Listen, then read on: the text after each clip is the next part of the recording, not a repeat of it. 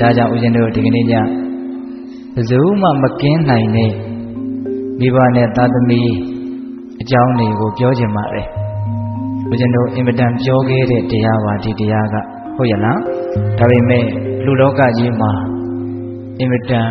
လိုအပ်ပါတယ်ဒီတရားကနော်ဒါကြောင့်ဦးဇင်းတို့ဒီကနေ့ညမိဘကျေးဇူးအထူးသိစေခြင်းသည်လို့အဲ့ဒါလိုတရားကောင်းစဉ်ကလေးပေးပြီးတော့ဟောပါမယ်ဟုတ်ရလားမိဘကျေးဇူးအထူးသိပါပေါ့နော်အဲ့ဒါဦးဇင်းတို့ဒေသနာတော်တော်များများနှုတ်ကလေးထုတ်လာတယ်ကျမ်းနေရမှာဆိုလို့ဟုတ်ရလားပြောချင်တာလေးတွေကိုကျမ်းနေရမှာနှမျောပါတယ်ပြောမလို့စိတ်ကူးပြီးတော့ကိုကပြောရင်နဲ့စိတ်ကူးတာလေးတွေကမိတ်နေတာလည်းရှိသေးတယ်ဟုတ်ရလားဒါကြောင့်ပိဿပေါင်းတော်တို့ဒီကနေ့တော့မိဘကျေးဇူးနဲ့ပတ်သက်တဲ့တရားကိုနာယူကြည်ညိုကြရအောင်နော်ဒီတရားတော်ကိုမဟောကြားသေးခင်မနာကြသေးခင်မှာတရားတော်အလုံးကိုဟောကြားတော်မူခဲ့တဲ့ဘုရားရှင်ကိုတော်မြတ်ရဲ့အင်မတန်အေးချမ်းကြည်လင်တော်မူတဲ့မဟာကရုဏာကိုသိစေရာတရားလုံးစုံကိုသိတော်မူမြင်တော်မူတဲ့သဗ္ဗညုတဉာဏ်ဒီဟုသောပညာကိုထိုမဟာကရုဏာကိုပညာကိုနှစ်ပါးစုံတို့ဖြင့်ပြည့်စုံတော်မူတဲ့ဘုရားရှင်ကိုတော်မြတ်ကိုယုတိမြတ်တို့ရှိခိုးပူဇော်ကြအောင်စို့အလုံးလက်အုပ်ချီမိုးပြီးတော့အာယုံပြုကြရအောင်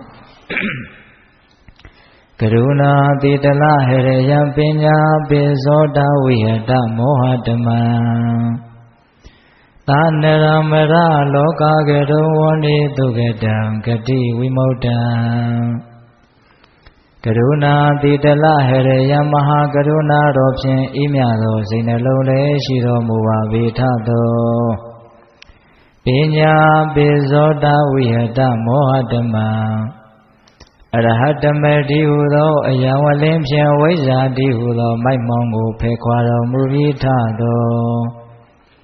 သာနရမရလောကကရောလူနှင့်မြမတတ္တဝါနန္ဒတို့ဤကြောက်တိတန်တို့အလေးကရုပြုရာတဆူရီသောဆရာသခင်လည်းဖြစ်တော်မူပါဝေထသောဂတိဝိမု क्त ံဒေဝမနုဿာနိရယနှင့်ပေတတရိစ္ဆန်လာရရှိငါတန်သောဂတိတို့မှလီအထူးသဖြင့်ကင်းလွတ်တော်မူပြီးထသော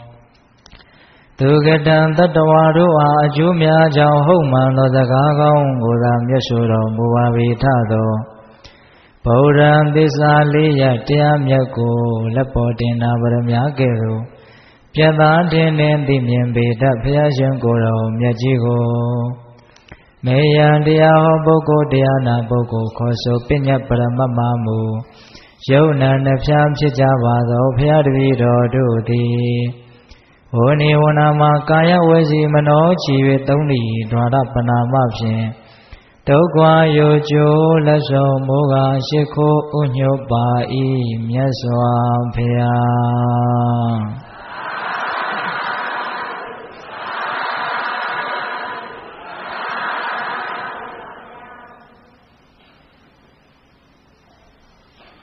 ဘုရားတို့ဒီကနေ့ညမိဘတို့ရဲ့ကျေးဇူးတရားနဲ့ပတ်သက်ပြီးတော့သိမြင်နားလည်ကြစေဖို့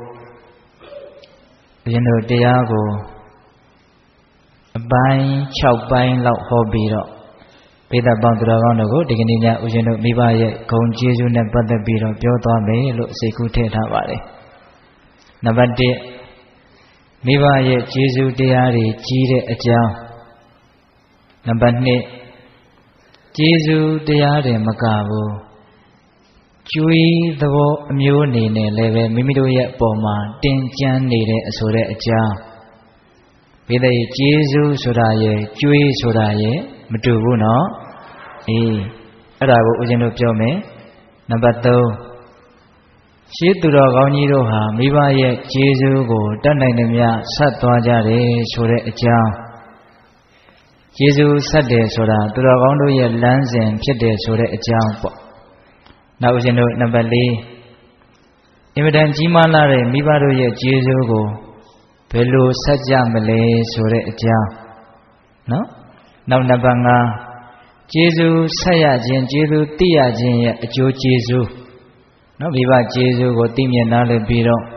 မိဘကျေးဇူးကိုဆက်ကြတဲ့ပုဂ္ဂိုလ်တွေပြစ္ဆုတ်ပံတန်ရာနှစ်ဖြာခံစားကြရမယ့်ချမ်းသာဒုက္ခများပေါ့နော်နောက်ဦးဇင်းတို့နံပါတ်6ကျေးဇူးမဆက်ဖဲနဲ့ကျေးဇူးကမ်းမယ်ကျေးဇူးတရားကိုသိမြင်နားမလည်မှုမရှိဘူးဆိုရင်တော့ဘယ်လိုအပြစ်တွေရနိုင်လဲဆိုတဲ့အကြောင်းနော်အဲ့လိုလေးအစီအစဉ်ချပြီးတော့ပေသာပေါင်းတော်ကောင်းတို့ကိုဦးဇင်းတို့တဏှာကြီးပို့ပို့လောက်အချိန်ယူပြီးတော့ပြောသွားမယ်နော်ဟိုပြောရမယ့်အကြောင်းအရာတွေကများတယ်အဲ့တော့ဒီနေ့တရားကရှည်ခြင်းလဲရှည်သွားမယ်တဏှာကြီးခွဲလောက်ဆိုရင်လည်းရမယ်မဟုတ်လားဒါကတော့ဦးဇင်းကတခါမှဒီတရားကိုဒီလိုအကွက်ချပြီးတော့မဟောဘူးသေးဘူးအဲ့ဒီတော့ဘယ်လောက်ကြာမယ်ဆိုတာလဲဦးဇင်းလည်းမသိဘူးဟုတ်လားပြောကောင်းရင်ကောင်းတယ်လို့ပေါ့နော်ဒီကိစ္စမိုင်းများအဲ့တော့ဦးဇင်းတို့ဘယ်ကနေပြီးတော့စတင်ပြောကြမလဲဆိုတော့မိဘတို့ရဲ့ဂုဏ်ကျေးဇူးဟာသားသမီးတွေရဲ့ပုံမှာအင်မတန်ကြီးမားပါတယ်ဆိုတာကနေပြီးတော့စတင်ပြောကြရအောင်နော်အဲ့ဒါကိုဦးဇင်းတို့အင်္ဂုတ္တပါဠိတော်ဒုက္ခနိဗ္ဗာန်သမစိတ်တဝက်မှာမြတ်စွာဘုရားကယဟန်တော်တွေကိုဟောထားတာရှိတယ်ဖြစ်သားတို့တဲ့ဟောဒီလောကမှာနှစ်ဦးသောပုဂ္ဂိုလ်တို့ရဲ့ကျေးဇူးတရားကိုလွယ်လွယ်ကူကူဆက်လို့မရနိုင်ဘူးတဲ့အဲ့ဒီနှစ်ဦးသောပုဂ္ဂိုလ်ဆိုတာကမိခင်ဖခင်ကျေးဇူးရှင်တို့ကိုပြောတာတဲ့အဲ့ဒီမိခင်ဖခင်ကျေးဇူးရှင်တို့ကိုကျေးဇူးတရားတွေကိုသိမြင်နားလည်လို့သာသမီဖြစ်တဲ့ပုဂ္ဂိုလ်ကအဖေကိုပခုံးတစ်ဖက်မှာတင်အမေကိုပခုံးတစ်ဖက်မှာတင်အဲ့ဒါအသက်တရားရှိတယ်ဆိုရင်အဲ့ဒီအသက်တရားကာလပတ်လုံးဒီအဖေအမေကိုပခုံးထက်မှာပဲရေချိုးခြင်းနဲ့ဆိုရင်ချုံပေးမယ်ကျင်ကြီးခြင်းနဲ့ဆွန့်ခြင်းနဲ့ဆိုရင်လည်းအဲ့ဒီပခုံးထက်မှာပဲဆွန့်စီပေါ့အဲ့ဒါခြေစုပ်လက်နဲ့ပြုတ်ရေဘူးရေအေးပေးပြီးတော့အဝိအစားအစုံစွာနဲ့ပြုစုလှုပ်ကြွေးတော်လည်းပဲဒါကျေးဇူးတရားကိုအခြေအလယ်ဆက်ပြီးပြီလို့ပြောလို့မရဘူးတဲ့မိခင်ဖခင်တို့ရဲ့ကျေးဇူးတရားတွေကများလွန်းလို့အဲ့ဒီမှာမြတ်စွာဘုရားကဘယ်လောက်ထိပြောထားလဲဆိုတော့ဟောဒီမြေအပြင်ကြီးတစ်ခုလုံးကိုအစိုးရတဲ့ရှင်ဘုရင်အဖြစ်ကိုရအောင်လုပ်ပေးမယ်ဆိုရင်တောင်မှမိဘကျေးဇူးကိုဆက်ရမရောက်သေးဘူးတဲ့မိဘရဲ့ကျေးဇူးတရားဆိုတာအဲ့လောက်ကြီးတယ်ပေါ့နော်ဒါကြောင့်ဦးဇင်းတို့မဂဒေဝလင်္ကာရေးသားတော်မူတဲ့မန္တလေးစတော်ဘုရားကြီးက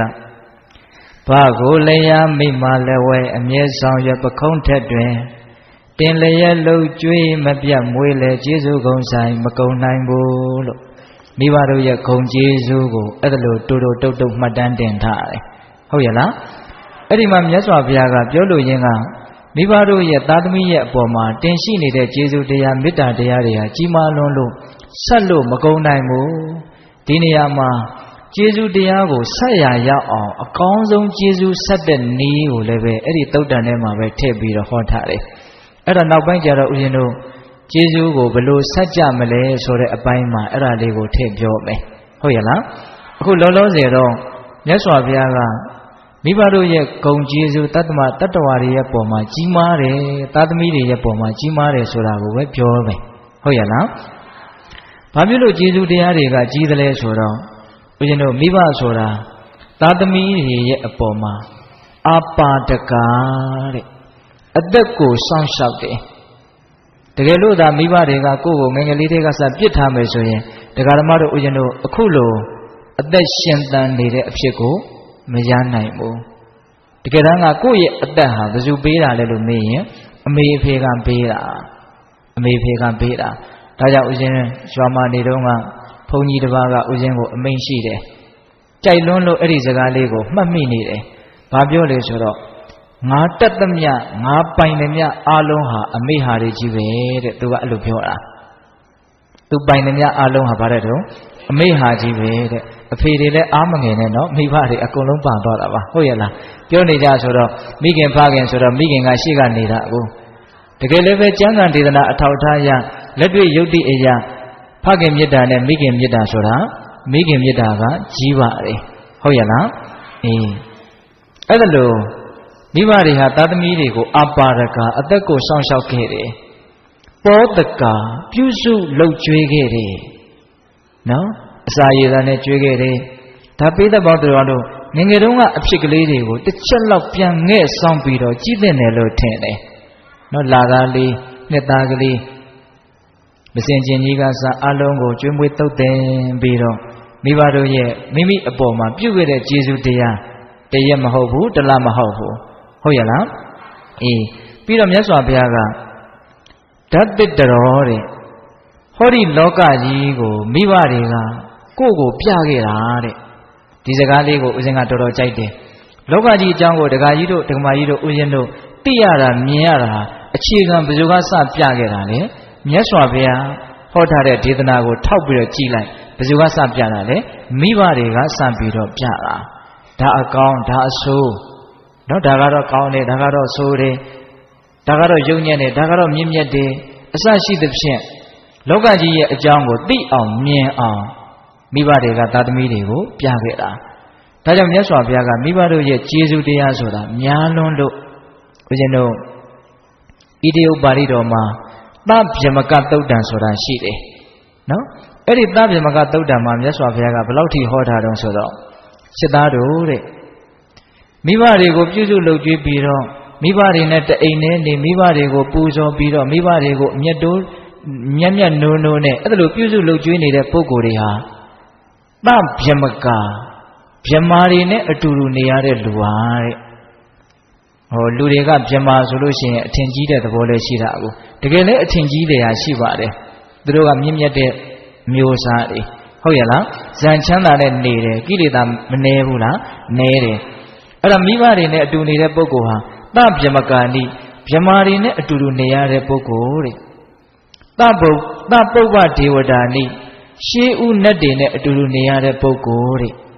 မိဘနဲ့အတူတူနေတဲ့ပြုစုလုပ်ကြွေးနေတဲ့ပုဂ္ဂိုလ်ဟာဟုတ်ရလား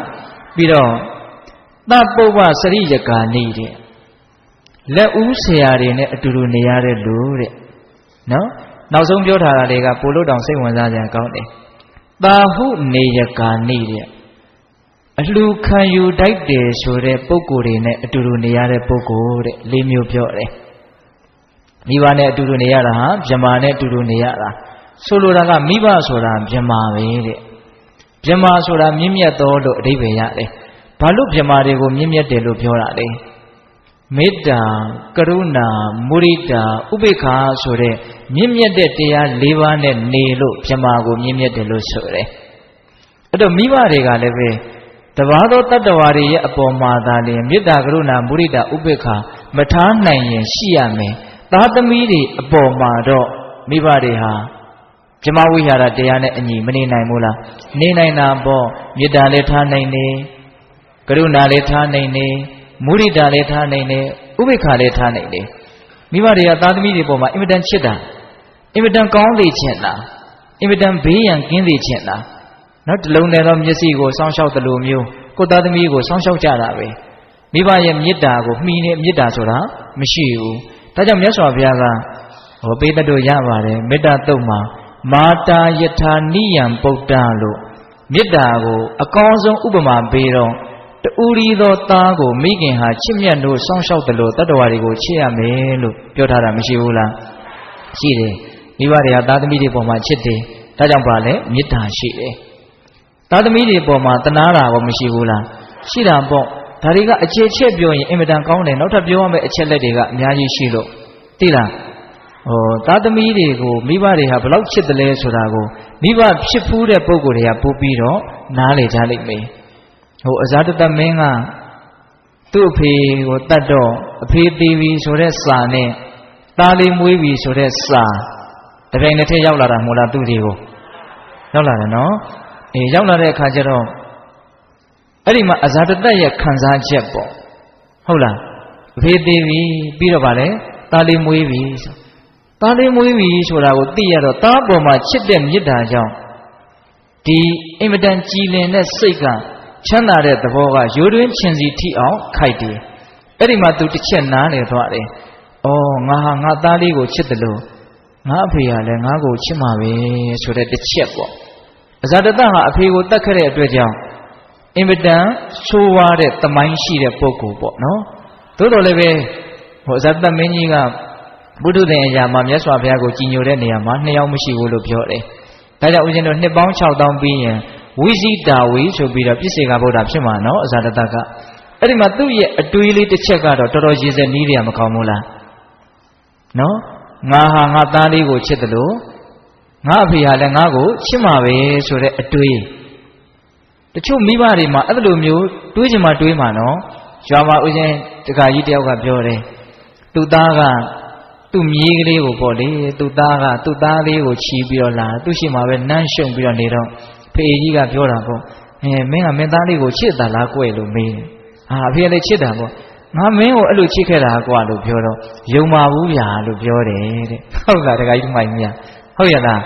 အဲ့တော့မိဘတွေဟာသားသမီးတွေကိုအင်မတန်ချစ်တယ်မေတ္တာလည်းရှိတယ်ပြီးတော့ကလည်းကရုဏာတစုံတရာဘေးအန္တရာယ်တင့်တယ်ဆိုရင်အလွန်တနာတယ်ဟိုငငယ်တုန်းကအပြစ်ကင်းကင်းရှင်ကလေးတွေကြိုက်တယ်ကြဘိုးတွေကြိုက်တယ်တစုံတစ်ခုကြောင့်ငိုတယ်ဆိုရင်မိဘဖြစ်တဲ့လူဟာနေမထိထိုင်မထိတနာတဲ့စိတ်မဖြစ်ဘူးလားဖြစ်တယ်ဟာသွားနိုင်လာနိုင်နေစာရီပါရီဖတ်နိုင်တာလေဘုရားရှိခိုးတွေရတယ်ဝမ်းသာတယ်မုရိဒသဘောဟုတ်လားဝမ်းသာတဲ့သဘောမဖြစ်ဘူးလားသူကြည်တော့ဘောသူရက်နိုင်ပြီကြီးလာတော့စီဝါရေးတွေဘာတွေအရှင်းပြေးလာပြီဆိုရင်ဒါဝမ်းသာတယ်ပေါ့ဆိုလိုတာကမေတ္တာကရုဏာမုရိဒဥပေက္ခလည်းဖြစ်တာပဲနော်ကိုနေရာနဲ့ကိုအိမ်နဲ့ကိုခွဲသွားကြပြီဆိုတော့အရာရာတိုင်းကိုစီမံလို့မရတော့ဘူးသူကလည်းသူ့ဘက်နဲ့သူရှိသွားပြီဆိုတော့တခါတည်းရန်ကြတော့ဥပေက္ခပြုရတာတွေကောမရှိဘူးလားရှိတယ်အဲ့ဒါကြောင့်မို့လို့မိဘဆိုတာဗျမာပါတဲ့မေတ္တာကရုဏာမုရိဒဥပေက္ခသာသမီတွေရဲ့အပေါ်မှာထားနိုင်တဲ့အတွက်ကြောင့်မိဘဆိုတာဗါတဲ့တော့ဗျမာပါတဲ့ဟုတ်ရလားဒါကြောင့်မိဘရဲ့ဂုဏ်ကျေးဇူးဒါတွေကိုသိမြင်နားလည်ပြီးတော့ဘေးသက်ပေါင်းသူတော်ကောင်းတို့မိဘဆိုတာကိုယ့်ပေါ်မှာအင်မတန်ချစ်တယ်ဆိုတဲ့တစ်ချက်ကိုပဲနဲ့နဲ့ရှိုင်းရှိုင်းယုံယုံကြည်ကြည်သိမယ်ဆိုရင်ကျေးဇူးတရားကိုပြန်ဆက်ဖို့မိဘကိုမေတ္တာမပြစ်ဖို့ဝင်လေးမယ်မထင်ဘူး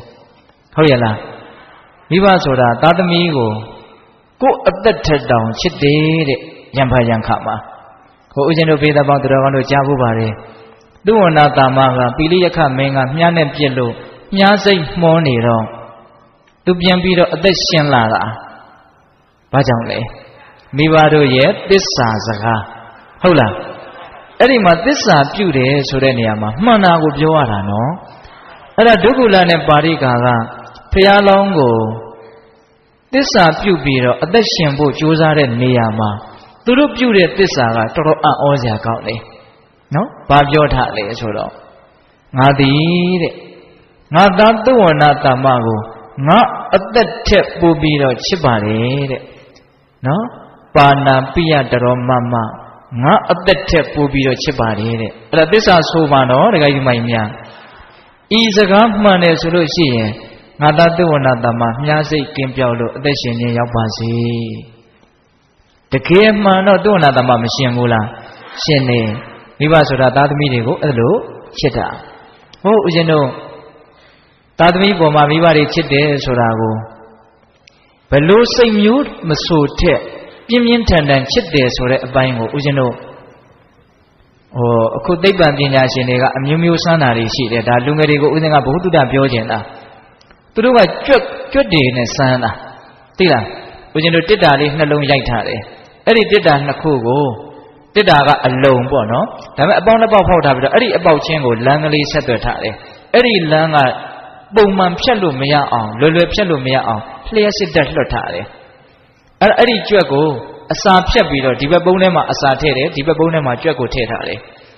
အစာအတွက်သူဘယ်နှကြိမ်ဖြတ်တယ်လဲဒီဓာတ်လွှတ်ထားတဲ့ဓာတ်လိုက်ခံပြီးတော့အစာစားတဲ့အစိတ်သူဘယ်လောက်ဖြတ်မလဲဒီဘက်မှာရေတို့ဘာတို့အကုန်ပေးထားတဲ့အစာအတွက်တင်သူ့ကိုစမ်းတက်တယ်နောက်သူ့ကိုရေဖြတ်ပြီးတော့စမ်းတက်တယ်ဒီဘက်မှာအစာတွေဘာတွေအကုန်ပေးထားတယ်ဒါပေမဲ့ရေမပေးဘူးအဲ့ဒါရေအတွက်သူဘယ်နှခေါက်ဖြတ်တယ်လဲဟာဒီဘက်မှာမိခင်ကြွမကိုထားတယ်ဒါပေမဲ့သားသမီးတွေကိုဟိုဘက်ထမထားတယ်သားသမီးနဲ့သူ့ကိုတွေ့ကြမပေးဘူးအစာရည်သာတော့အပြည့်ပေးထားတယ်အဲ့ဒါသားသမီးအတွက်သူဘယ်နှကြိမ်ဖြတ်တယ်လဲအလွန်တိကျတဲ့လူတွေနော်အဲ့ဒါလိုစမ်းတက်တဲ့နေရာမှာမိခင်စိတ်ပေါ့သားသမီးရဲ့အပေါ်မှာမိခင်ရဲ့စိတ်အဲ့ဒါကအပြင်းထန်ဆုံးဆိုတာတွေ့ရတယ်ရေငတ်တဲ့စိတ်အစာစားတဲ့စိတ်တဲ့တောင်မှပို့ပြီးတော့ပြင်းထန်နေတဲ့သူရခိုင်နှုန်းအများဆုံးပဲဖြတ်တဲ့အချိန်အများဆုံးပဲ သားသမီးကိုတွေ့ကျင်တဲ့ဇောနဲ့ဒီကြွက်မဟာဘယ်နှကြိမ်ဖြတ်တော့ဆိုရင်22ကြိမ်ဖြတ်တယ်တဲ့နော်အစာစားတဲ့စိတ်ကြောင့်မို့လို့အကြိမ်20ဖြတ်တယ်တဲ့ရင်ငတ်တဲ့စိတ်ကြောင့်အကြိမ်20ဖြတ်တယ်အစာစားတဲ့စိတ်ကြောင့်18ကြိမ်ဖြတ်တယ်ဟောနော်သားသမီးပေါ်မှာဖြစ်တဲ့စိတ်ကရင်ငတ်တဲ့စိတ်အစာစားတဲ့စိတ်တဲ့တောင်ပြင်းထန်တယ်ဒါကသူတို့စမ်းရတာလေးနဲ့စမ်းကြည့်ကြတာပေါ့ဟုတ်ရဲ့လားအဲ့တော့ဦးဇင်းတို့ကဒီနေရာမှာပြောချင်တာကမိဘတွေဆိုတာသားသမီးတွေရဲ့အပေါ်မှာအင်မတန်ချစ်ကြတယ်မျက်နှိုးကြတယ်လုပ်ရသလောက်အကောင်းဆုံးလုပ်ပေးခြင်းကြတယ်ဒါကြောင့်ကိုယ့်ပေါ်မှာကျေးဇူးတရားတွေအများကြီးမရှိဘူးလားရှိတယ်ဒီနေရာမှာဦးဇင်းတို့ဆက်ပြီးတော့ပြောချင်တာကကျေးဇူးတရားသဘောတည်းမကဘူးကျွေးသဘောမျိုးပါတင်းနေတယ်ဆိုတာကိုနားလည်သိချင်တယ်ကျွေးဆိုတော့နည်းနည်းတော့ယဉ်သီးသွားတာပေါ့နော်ကျေးဇူးဆိုတော့နည်းနည်းနူးညံ့တဲ့သဘောရှိတယ်ဟုတ်ရဲ့လားအေးဒါပေမဲ့ကျွေးဆိုတဲ့အသုံးနှုန်းမြတ်စွာဘုရားကိုယ်တော်တိုင်သုံးခဲ့တာဦးဇင်းတို့ဘိသက်ပေါင်းတော်တော်တို့ကြားဖို့ပါတယ်တာလိကေရာရဇတ်ဆိုတဲ့ကေရာရကြေးမင်းဇတ်ကြားဖို့တယ်မဟုတ်လားဟိုဘုရားလောင်းကကျက်တူရည်လေးဖြစ်တော့ပေါင်းတင်ကျက်တူရည်တွေနဲ့လေတစ်ခွက်ကိုဝင်ပြီးတော့စားကြတော့ပြန်ပြီးဆိုတော့သူကစပယ်နှံတွေကိုကိုက်ချီပြီးတော့ပြန်သွားတာကျန်တဲ့ကျက်တူရည်တွေကဝါယုံစားပြီးတော့ဒီတိုင်းဗလာချင်းပြန်သွားတာသူကနှုတ်သီးမှာပါတော့စပယ်နှံတွေအများကြီးပန်သွားတယ်အဲ့ဒါကိုလေဆောင်တဲ့ယောက်ျားကဆန်းလေဒီကျက်တူရည်တော်တော်ဆိုးတာပဲပေါ့အဲ့ဒါနဲ့လေရှင်ပုံနာကိုပြောတော့အဲ့ဒီကျက်တူရည်ကိုရအောင်ဖမ်းနောက်တော့တူပြောကြပါစို့ရတယ်ရတော့ဘုရားလောင်းကျက်တူရည်ကိုမြင်တော့ပုံနာကတတ်ဖို့နေနေတာကသားသမီးလိုချစ်တယ်လို့ဆိုတယ်သိလားအဲ့ဒါနဲ့ပြုံပြုံးရွှင်ရွှင်ပဲမေးတယ်ဩအမောင်ကြီးသားမင်းကဟိုမှာစပရိုက်တွေဘာတွေများရှိလားဒါမှမဟုတ်မင်းငါ့ကိုတော်တော်မုန်းနေနဲ့တူတယ်ငါလေကစပယ်နှံတွေကိုမင်းအများကြီးဖြစ်စီတယ်အဲ့လိုပြောတော့ဘုရားလောင်းကပုံနာကြီးတဲ့သူ့မှာကျွေးဟောင်းကိုလည်းဆက်ရပါတယ်ကျွေးတစ်ကိုလည်းချရပါတယ်ရွှေအိုးလည်းမြုပ်ရပါတယ်လို့စကားသုံးပုံပြောတယ်ဘယ်သူကြားဘူးတယ်မဟုတ်လားအေးကျွေးဟောင်းကိုလည်းဆက်ရပါတယ်ဆိုတာကမိခင်ဖခင်အိုတွေကိုသူပြန်လဲပြီးတော့ကျွေးမွေးရတယ်တဲ့ဒါကြောင့်မလို့တပည့်နှံတွေကိုသူချီသွားတာကျွေးတစ်ချတယ်ဆိုတာကအတောင်မစုံသေးတဲ့သားငယ်သမီးငယ်လေးတွေရှိတယ်အဲ့ဒါတွေကိုသူကျွေးရပါတယ်အဲ့ဒါကျွေးတစ်ချတာပါတဲ့ရွှေအိုးမြုပ်တယ်ဆိုတာကတော့တခြားဘာမှမတော်တဲ့ဟိုနားတွေနဲ့အိုးနေတဲ့ကြေးသားတွေကိုကျွေးဖို့မွေးဖို့ဆိုပြီးတော့သူကုသိုလ်ကောင်းမှုအနေနဲ့ပြုတာကိုရွှေအိုးမြုပ်တယ်လို့ပြောတယ်အဲ့ဒီဇတ်တော်မှာဘုရားလောင်းပြောတဲ့စကားကိုထောက်ထားသောအဖြစ်မိဘတွေရဲ့သားသမီးပေါ်မှာပြုခဲ့တဲ့အမှုတွေဟာကျွေးသဘောမျိုးဖြစ်နေတာနားလည်လို့မရဘူးလားရတယ်နော်ဘိသက်ပေါင်းတော်ကောင်းတို့သိလားကျွေးဆိုရင်တော့ဆက်မကောင်းလိမ့်မယ်နော်ဟုတ်ရဲ့လားနော်ကျွေးဆိုရင်တော့ဆက်ရလိမ့်မယ်နော်ဟုတ်ရဲ့လားလူဆိုတာကိုယ့်ဟာကိုမွေးရစပြီးတော့အစဉ်ပြေအောင်ယက်တည်နိုင်တာမဟုတ်မိဘတို့ရဲ့ကျေးဇူးနဲ့ယက်တည်ခဲ့ရတာဟုတ်ရဲ့လားအဲ့ဒါကြောင့်မို့လို့ကျွေးဆိုတာကိုလည်းပဲနားလည်ဖို့လိုတယ်ဒီနေရာမှာဦးဇင်းတို့ဒီဇတ်တော်တစ်ခုတည်းတင်တွေ့ရတာမဟုတ်ကျွေးဆိုတဲ့အသုံးအနှုန်းဦးဇင်းတို့မဟာပဇာပတိဂေါတမီထေရီပြိဋိဘံစံဃာနီးတော့မြတ်စွာဘုရားကိုထုံးစံအတိုင်းပေါ့လေပြိဋိဘံစံဃာနီးရှ िख ိုးဥချတကူတွေပါပြီးပြပေါ့ဟုတ်လားအဲ့ဒီမှာလျှောက်ထားတဲ့စကားထဲမှာလည်းပဲအဲ့ဒီကျွေးဆိုတဲ့စကားလေးပါတယ်မြတ်စွာဘုရားရဲ့ပုံမှာဂေါတမီရဲ့ကျေးဇူးကျွေးတွေဟာအများကြီးမရှိဘူးလားရှိတာပေါ့ဒါပေမဲ့ဂေါတမီကဘာပြောသွားလဲဆိုတော့မြတ်စွာဘုရားတဲ့အရှင်ဘုရားဟာတပည့်တော်ပေါ်မှာတင်ရှိနေတဲ့ကျွေးတွေကြေပါပြီတဲ့တွန်တင်သည်အနနောကျွေးကင်းသူသည်အတိဖြစ်ပြီတဲ့ဘာပြုလို့တုံးဆိုတော့တပည့်တော်အတွက်အနှောင်အဖွဲတွေဒီဟုသောဘေးကနေစောင့်ရှောက်တဲ့အတွက်ကြောင့်ဆိုလိုတာကမြတ်စွာဘုရားပေးတဲ့တရားကြောင့်မြတ်စွာဘုရားကြောင့်သိရတဲ့တရားကြောင့်ရရှိထားတဲ့အကျိုးကျေးဇူးတွေကသူပြုခဲ့တဲ့ကျေးဇူးတွေအစမတန်များတဲ့အတွက်ကြောင့်ကျွေးကြည်ပြီလို့ပြောတာသဘောပေါက်လားနော်အဲ့ဒီကျွေးဆိုတဲ့အသုံးအနှုန်းကိုလည်းဂေါတမီထေရီပြောခဲ့တယ်လို့မှတ်ထားနော်ဒါကြောင့်ပိဿပေါင်းသူတော်ကောင်းတို့မိဘတွေရဲ့ကျေးဇူးတရားတွေကိုယ့်ပေါ်မှာရှိနေတယ်လို့ကျွေးဆိုတဲ့ပုံသဏ္ဍာန်တစ်မျိုးနဲ့လည်းရှိနေတယ်ဆိုတာကိုနားလည်ရမယ်ဒါကတော့ဟိုမဖြစ်မနေလှုပ်တဲ့နယ်ဆိုတဲ့အဓိပ္ပာယ်မျိုးတက်ရောက်အောင်ဦးဇင်းတို့ကပြောတာပါမိဘတွေကတော့သားသမီးတွေကိုဒီကောင်တွေငါကျွေးပေးထားလိုက်မယ်မဆက်ရင်တော့ဘာဖြစ်စီဆိုတော့အဲ့လောက်ယုံရင်းတဲ့စိတ်ရှိမလားမရှိပါဘူးဟုတ်ရဲ့လား ဒါပေမဲ့ကိုကနားလည်ထားဖို့မလိုဘူးလားနားလည်ထားဖို့လိုတယ်အဲ့ဒီတော့ကျေးဇူးတွေရှိတယ်ကျွေးတွေရှိတယ်ဆိုရင်တော့ဘာလို့ရမလို့ဆက်ရလိမ့်မယ်ဆက်ရလိမ့်မယ်ဟုတ်ရလားအဲ့တော့ကျေးဇူးဆက်တယ်ဆိုတာရှင်းသူတော်ကောင်းတို့ရဲ့လမ်းစဉ်အသိဉာဏ်ရှိတဲ့ပုဂ္ဂိုလ်တွေရဲ့အလုပ်ဟုတ်ရလားဒါကြောင့်မြတ်စွာဘုရားကကျေးဇူးဆက်ရမယ်ကျေးဇူးဆက်ရမယ်လို့မဟောဘူးလားဟောတယ်အဲ့တော့ဒီနေရာမှာပိဿပေါင်းသူတော်ကောင်းတို့ကမိဘတို့ရဲ့ကျေးဇူးတရားတွေကိုအများကြီးသိအောင်လုပ်ပြီးတော့ငါတတ်နိုင်တဲ့မြတ်ကျေးဇူးဆက်မယ်ဆိုတဲ့စိတ်မွေးဖို့ကျေးဇူးဆက်ခြင်းဒီပင်လေသူတော်ကောင်းတို့ရဲ့လမ်းစဉ်ကိုလိုက်နေတာလို့ခံယူကြဖို့ဟုတ်ရဲ့လားအဲ့တော့ဦးဇင်းတို့ကျေးဇူးဆက်တဲ့နေရာမှာလွန်လွန်ကဲကဲကျေးဇူးဆက်တဲ့အဖြစ်အပျက်တွေကိုကြားရရင်စိတ်ထဲမှာကြည်နူးတဲ့သဘောလည်းဖြစ်တယ်ကိုယ်တိုင်လည်းပဲအတုယူအားကြတဲ့သဘောလည်းဖြစ်ရတယ်အဲ့တော့ဦးဇင်းတို့ဘာပြောချင်တော့ဆိုတော့သုဝဏသမ္မဇတ်ကိုပဲထပ်ပြောချင်တယ်အဲ့ဒီသုဝဏသမ္မဇတ်မှာသုဝဏသမ္မအဖေမေကိုမလုတ်ကြွေးသေးခင်ဒုက္ခလာနဲ့ပါရိကတော်တဲ့ကိုတတိရှာသွားတော့မိုးရီလေးတွေလာတော့တစ်ပင်တစ်ပင်အောက်ကိုဝင်းခိုတော့ကြတဲ့ချွေးကတောင်ဖို့အခေါင်းထဲကိုဝင်သွားတာအဲ့ဒီမှာမွေကစိတ်ဆိုးပြီးတော့အစိတ်နဲ့မှုတ်လိုက်လို့မိဘနှစ်ပါးဖြစ်သွားတော့မျက်စိကွယ်သွားတယ်အဲ့ဒါပြန်ချင်းပြန်မလာတဲ့အခါကျတော့သုဝဏသမ္မကအဖေကြီးအမေကြီးခေါ်ရင်းနဲ့တောထဲမှာလိုက်ရှာတယ်လိုက်ရှာတော့မိဘနှစ်ပါးကကြာတော့ဒီနားမှာအန္တရာယ်ရှိတယ်ငါသားဒီနားမတိုးခင်နဲ့အဲ့လိုမိဘတွေကပြန်ပြီးတော့အတန်ပေးတော့မှသုဝဏသမ္မကခလန်းလန်း14ငရောင်လောက်ကရက်တယ်ပေါ့အဲ့ဒီမှာရက်ပြီးတော့ຫນွေကြိုးတွေဘာတွေခုတ်ပြီးတော့မှအမေဖေဒီကိုပြစ်ပေးတော့မှအမေဖေကမျက်စိမမြင်ရတော့ဘူးဆိုတော့သူ့ဒီရောက်လာတယ်အဲ့ဒီတည်ငါအဲ့ဒီအခိုက်အတန့်မှာဖြစ်တဲ့သုဝဏသမ္မရဲ့ခံစားမှုပေါ့နော်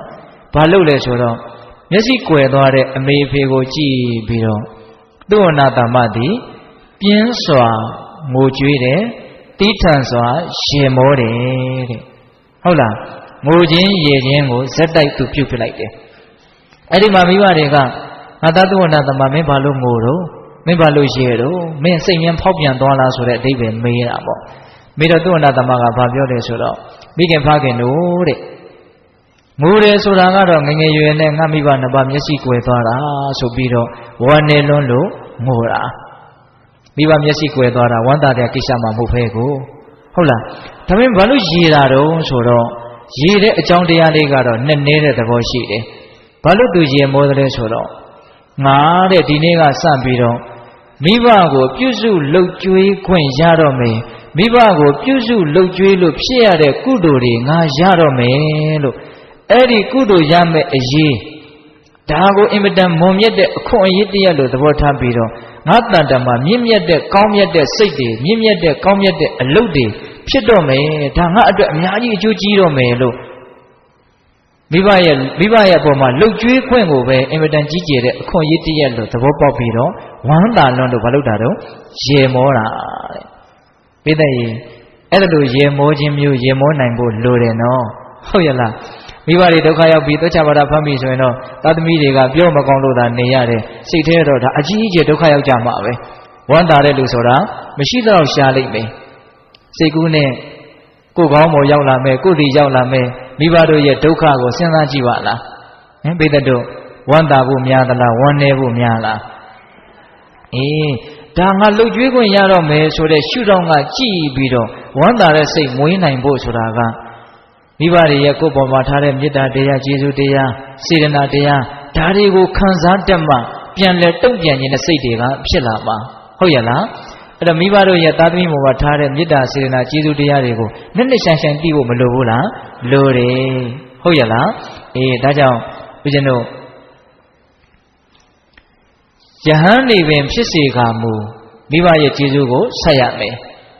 မိဘချင်းရဲ့နွမ်းပါနေတယ်ဆိုလို့ရှိရင်ပြုစုရမယ်လှုပ်ကြွေးရမယ်လူတွေကိုမဆိုထားနဲ့နော်အဲ့တော့ဦးဇင်းတို့မိဘရဲ့ကျေးဇူးကိုဆက်ကြတဲ့အကြောင်းတွေဇလန်းတွေတတ်သေးတွေကိုပြောမယ်ဆိုလို့ရှိရင်ပြောလို့မကုန်နိုင်ဘူးဟုတ်ရဲ့လားဒါကြောင့်အဲ့ဒါတွေကိုဦးဇင်းတို့အကျေတုံးမပြောတော့ဘဲနဲ့အဓိကကြတဲ့အချက်လက်လေးတွေကိုပါစေခြင်းလို့ဟုတ်ရဲ့လားအဲ့တော့ဦးဇင်းတို့အခု၃ချက်ပြောပြီးသွားပြီသာသမီတွေရဲ့ပုံမှာမိဘတွေဟာအင်မတန်ကျေးဇူးများပါတယ်မေတ္တာစေတနာသိကြီးပါတယ် ကျွေးသဘောအမျိုးနေနဲ့တောင်ရှိနေတယ်ဒါကြောင့်သူတော်ကောင်းမှန်လို့ရှိရင်စိတ်ကောင်းနှလုံးကောင်းရှိတဲ့သူမှန်ရင်မိဘရဲ့ကျေးဇူးကိုဘယ်တော့မှမျက်ကွယ်မပြုပါဘူးဒါကြောင့်ကျေးဇူးဆက်ပါတယ်ဆိုတဲ့အကြောင်းဒါလည်းပြောပြီးသွားပြီဟုတ်လားအဲ့လိုကျေးဇူးတရားတွေကိုသိမြင်နားလည်ပြီးတော့ကျေးဇူးဆက်တဲ့နယ်ဆိုတဲ့အမြင်ရှိလာပြီဆိုရင်ဒီအမြင်ကတော့လူတိုင်းရှိပြီးသားဖြစ်မယ်ထင်ပါတယ်ဟုတ်ရဲ့လားအဲ့တော့ကျေးဇူးတရားကိုဘယ်လိုဆက်ကြမလဲဆိုတာကိုဆက်ပြောအောင်နော်ဘိသိက်ဘယ်လိုဆက်ကြမလဲနော်အကျဉ်းမြင်အဖြစ်တော့အစာရည်စားအဝတ်အနေအထိုင်ဟုတ်လားပြုစုလှုပ်ကြွေးခြင်းခြေစုပ်လက်နဲ့ပြုခြင်းနေမကောင်းထိုင်မကောင်းရှိရင်ဆေးဝါးဖြင့်ပြုစုခြင်းနော်နှုတ်ရဲ့ချိုတာတဲ့သဘောအေးချမ်းတဲ့မေတ္တာအဲ့ဒါတွေနဲ့မိဘရဲ့အပေါ်မှာပြုစုလှုပ်ကြွေးရမယ်ဆိုတာတော့ပိဿပေါင်းတော်ကောင်းတို့အကျဉ်းမြင်သိကြတယ်ဟုတ်ရဲ့လားအဲ့ဒါကပစ္စည်းဝတ္ထုဖြင့်လောကီလိုကျေးဇူးဆက်တဲ့နည်းလို့အတူတူပြောကြပါစို့အဲ့ဒါလောက်ရမှာပဲနော်တခါကြီးမိုင်းများအဲ့ဒီနေရာမှာဦးဇင်းတို့တစ်ချက်သတိပေးနေတာကတော့မိဘတွေကိုတချို့ကမိဘတွေကပြည်လဲနေတာပဲမိဘတွေမှာအစဉ်ပြေးနေတာပဲဆိုရင်သားသမီးတွေကတိတ်ပြီးတော့ကျွေးရမှမသိဘူးအဝတ်ပေးရမှမသိဘူးခြေစုပ်လက်နဲ့ပြုတ်ပေးရမှမသိဘူးဟောစဉ်းစားကြည့်နော်မိဘနဲ့အိမ်ကိုနဲ့အိမ်ခွဲနေတယ်မိဘတွေကလည်းအရွယ်ရှိသေးတယ်ဆိုတော့သူတို့လည်းသူတို့စီဝါသူတို့လှုပ်ဟုတ်လားကျဉ်းကျဉ်းမာမာနဲ့ဒီလိုတော်တော်လာလာရှိနေတယ်ဆိုရင်သားသမီးတွေကမိဘတွေကိုအဲ့ဒီအချိန်မှာဘာပြန်လုပ်ပေးတော့ဘာမှလုပ်မပေးတာပဲများတယ်သူတို့လည်းသူတို့ရှာစားနေတယ်အဲ့တော့ဦးဇင်းကတခါလေးစဉ်းစားကြည့်တယ်တချို့သားသမီးတွေကမိဘတွေကိုကျွေးမွေးဖို့အတွက်မိဘတွေကအင်မတန်နွမ်းပါတဲ့ငတ်မွတ်တဲ့အဆင့်ထိရောက်အောင်မြန်သူတို့စောင့်နေကြသလားမသိဘူးလို့အဲ့ဒါကိုလည်းဦးဇင်းကစဉ်းစားကြည့်တယ်နော်ကိုကလှုပ်ကြွေးတဲ့အခြေအနေရောက်အောင်မိဘတွေကအဆင်မပြေဖြစ်ပေးရမယ့်အနေအထားမျိုးမှန်ရှိနေသလားမသိဘူးငါလှုပ်ကြွေးရအောင်မိဘတွေအဆင်မပြေဖြစ်မှလှုပ်ကြွေးမယ်ဆိုတော့တော်တော်ဆိုးတာပေါ့ဟုတ်ရဲ့လားအဲ့လိုမျိုးဖြစ်တဲ့လားမဖြစ်တဲ့ဘူးနော်သူကျမ်းမာရေးကောင်းတယ်ဆိုရင်လည်းပတ်ပြီးတော့နှိပ်ပေးတာမျိုးနင်းပေးတာမျိုးစီဝါရေးအဆင်ပြေတယ်ဆိုရင်လည်းကိုယ့်အိမ်ကဟင်းသမင်းချက်တယ်သွားပြီးတော့ကျွေးတာမျိုးမွေးတာမျိုးမလုပ်သင့်ဘူးလား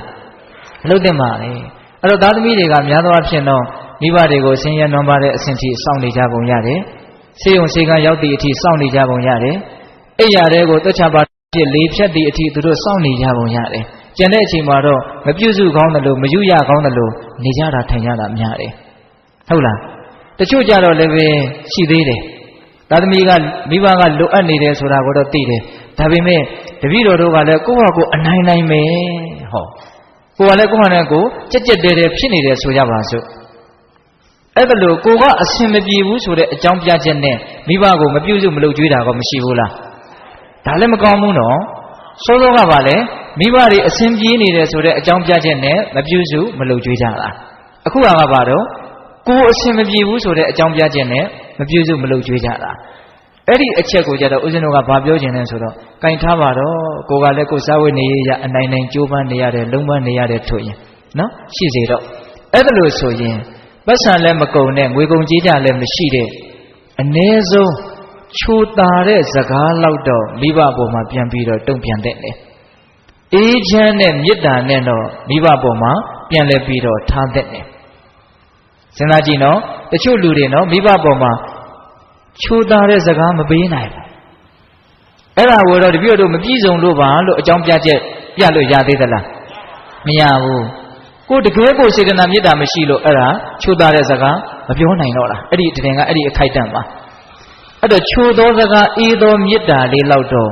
ပတ်စံရှိမရှိပြေလေသည်ဖြစ်စီမပြေလေသည်ဖြစ်စီမိဘအပေါ်မှာကိုစေတနာရှိမယ်ဆိုရင်တုံ့ပြန်လို့မရဘူးလား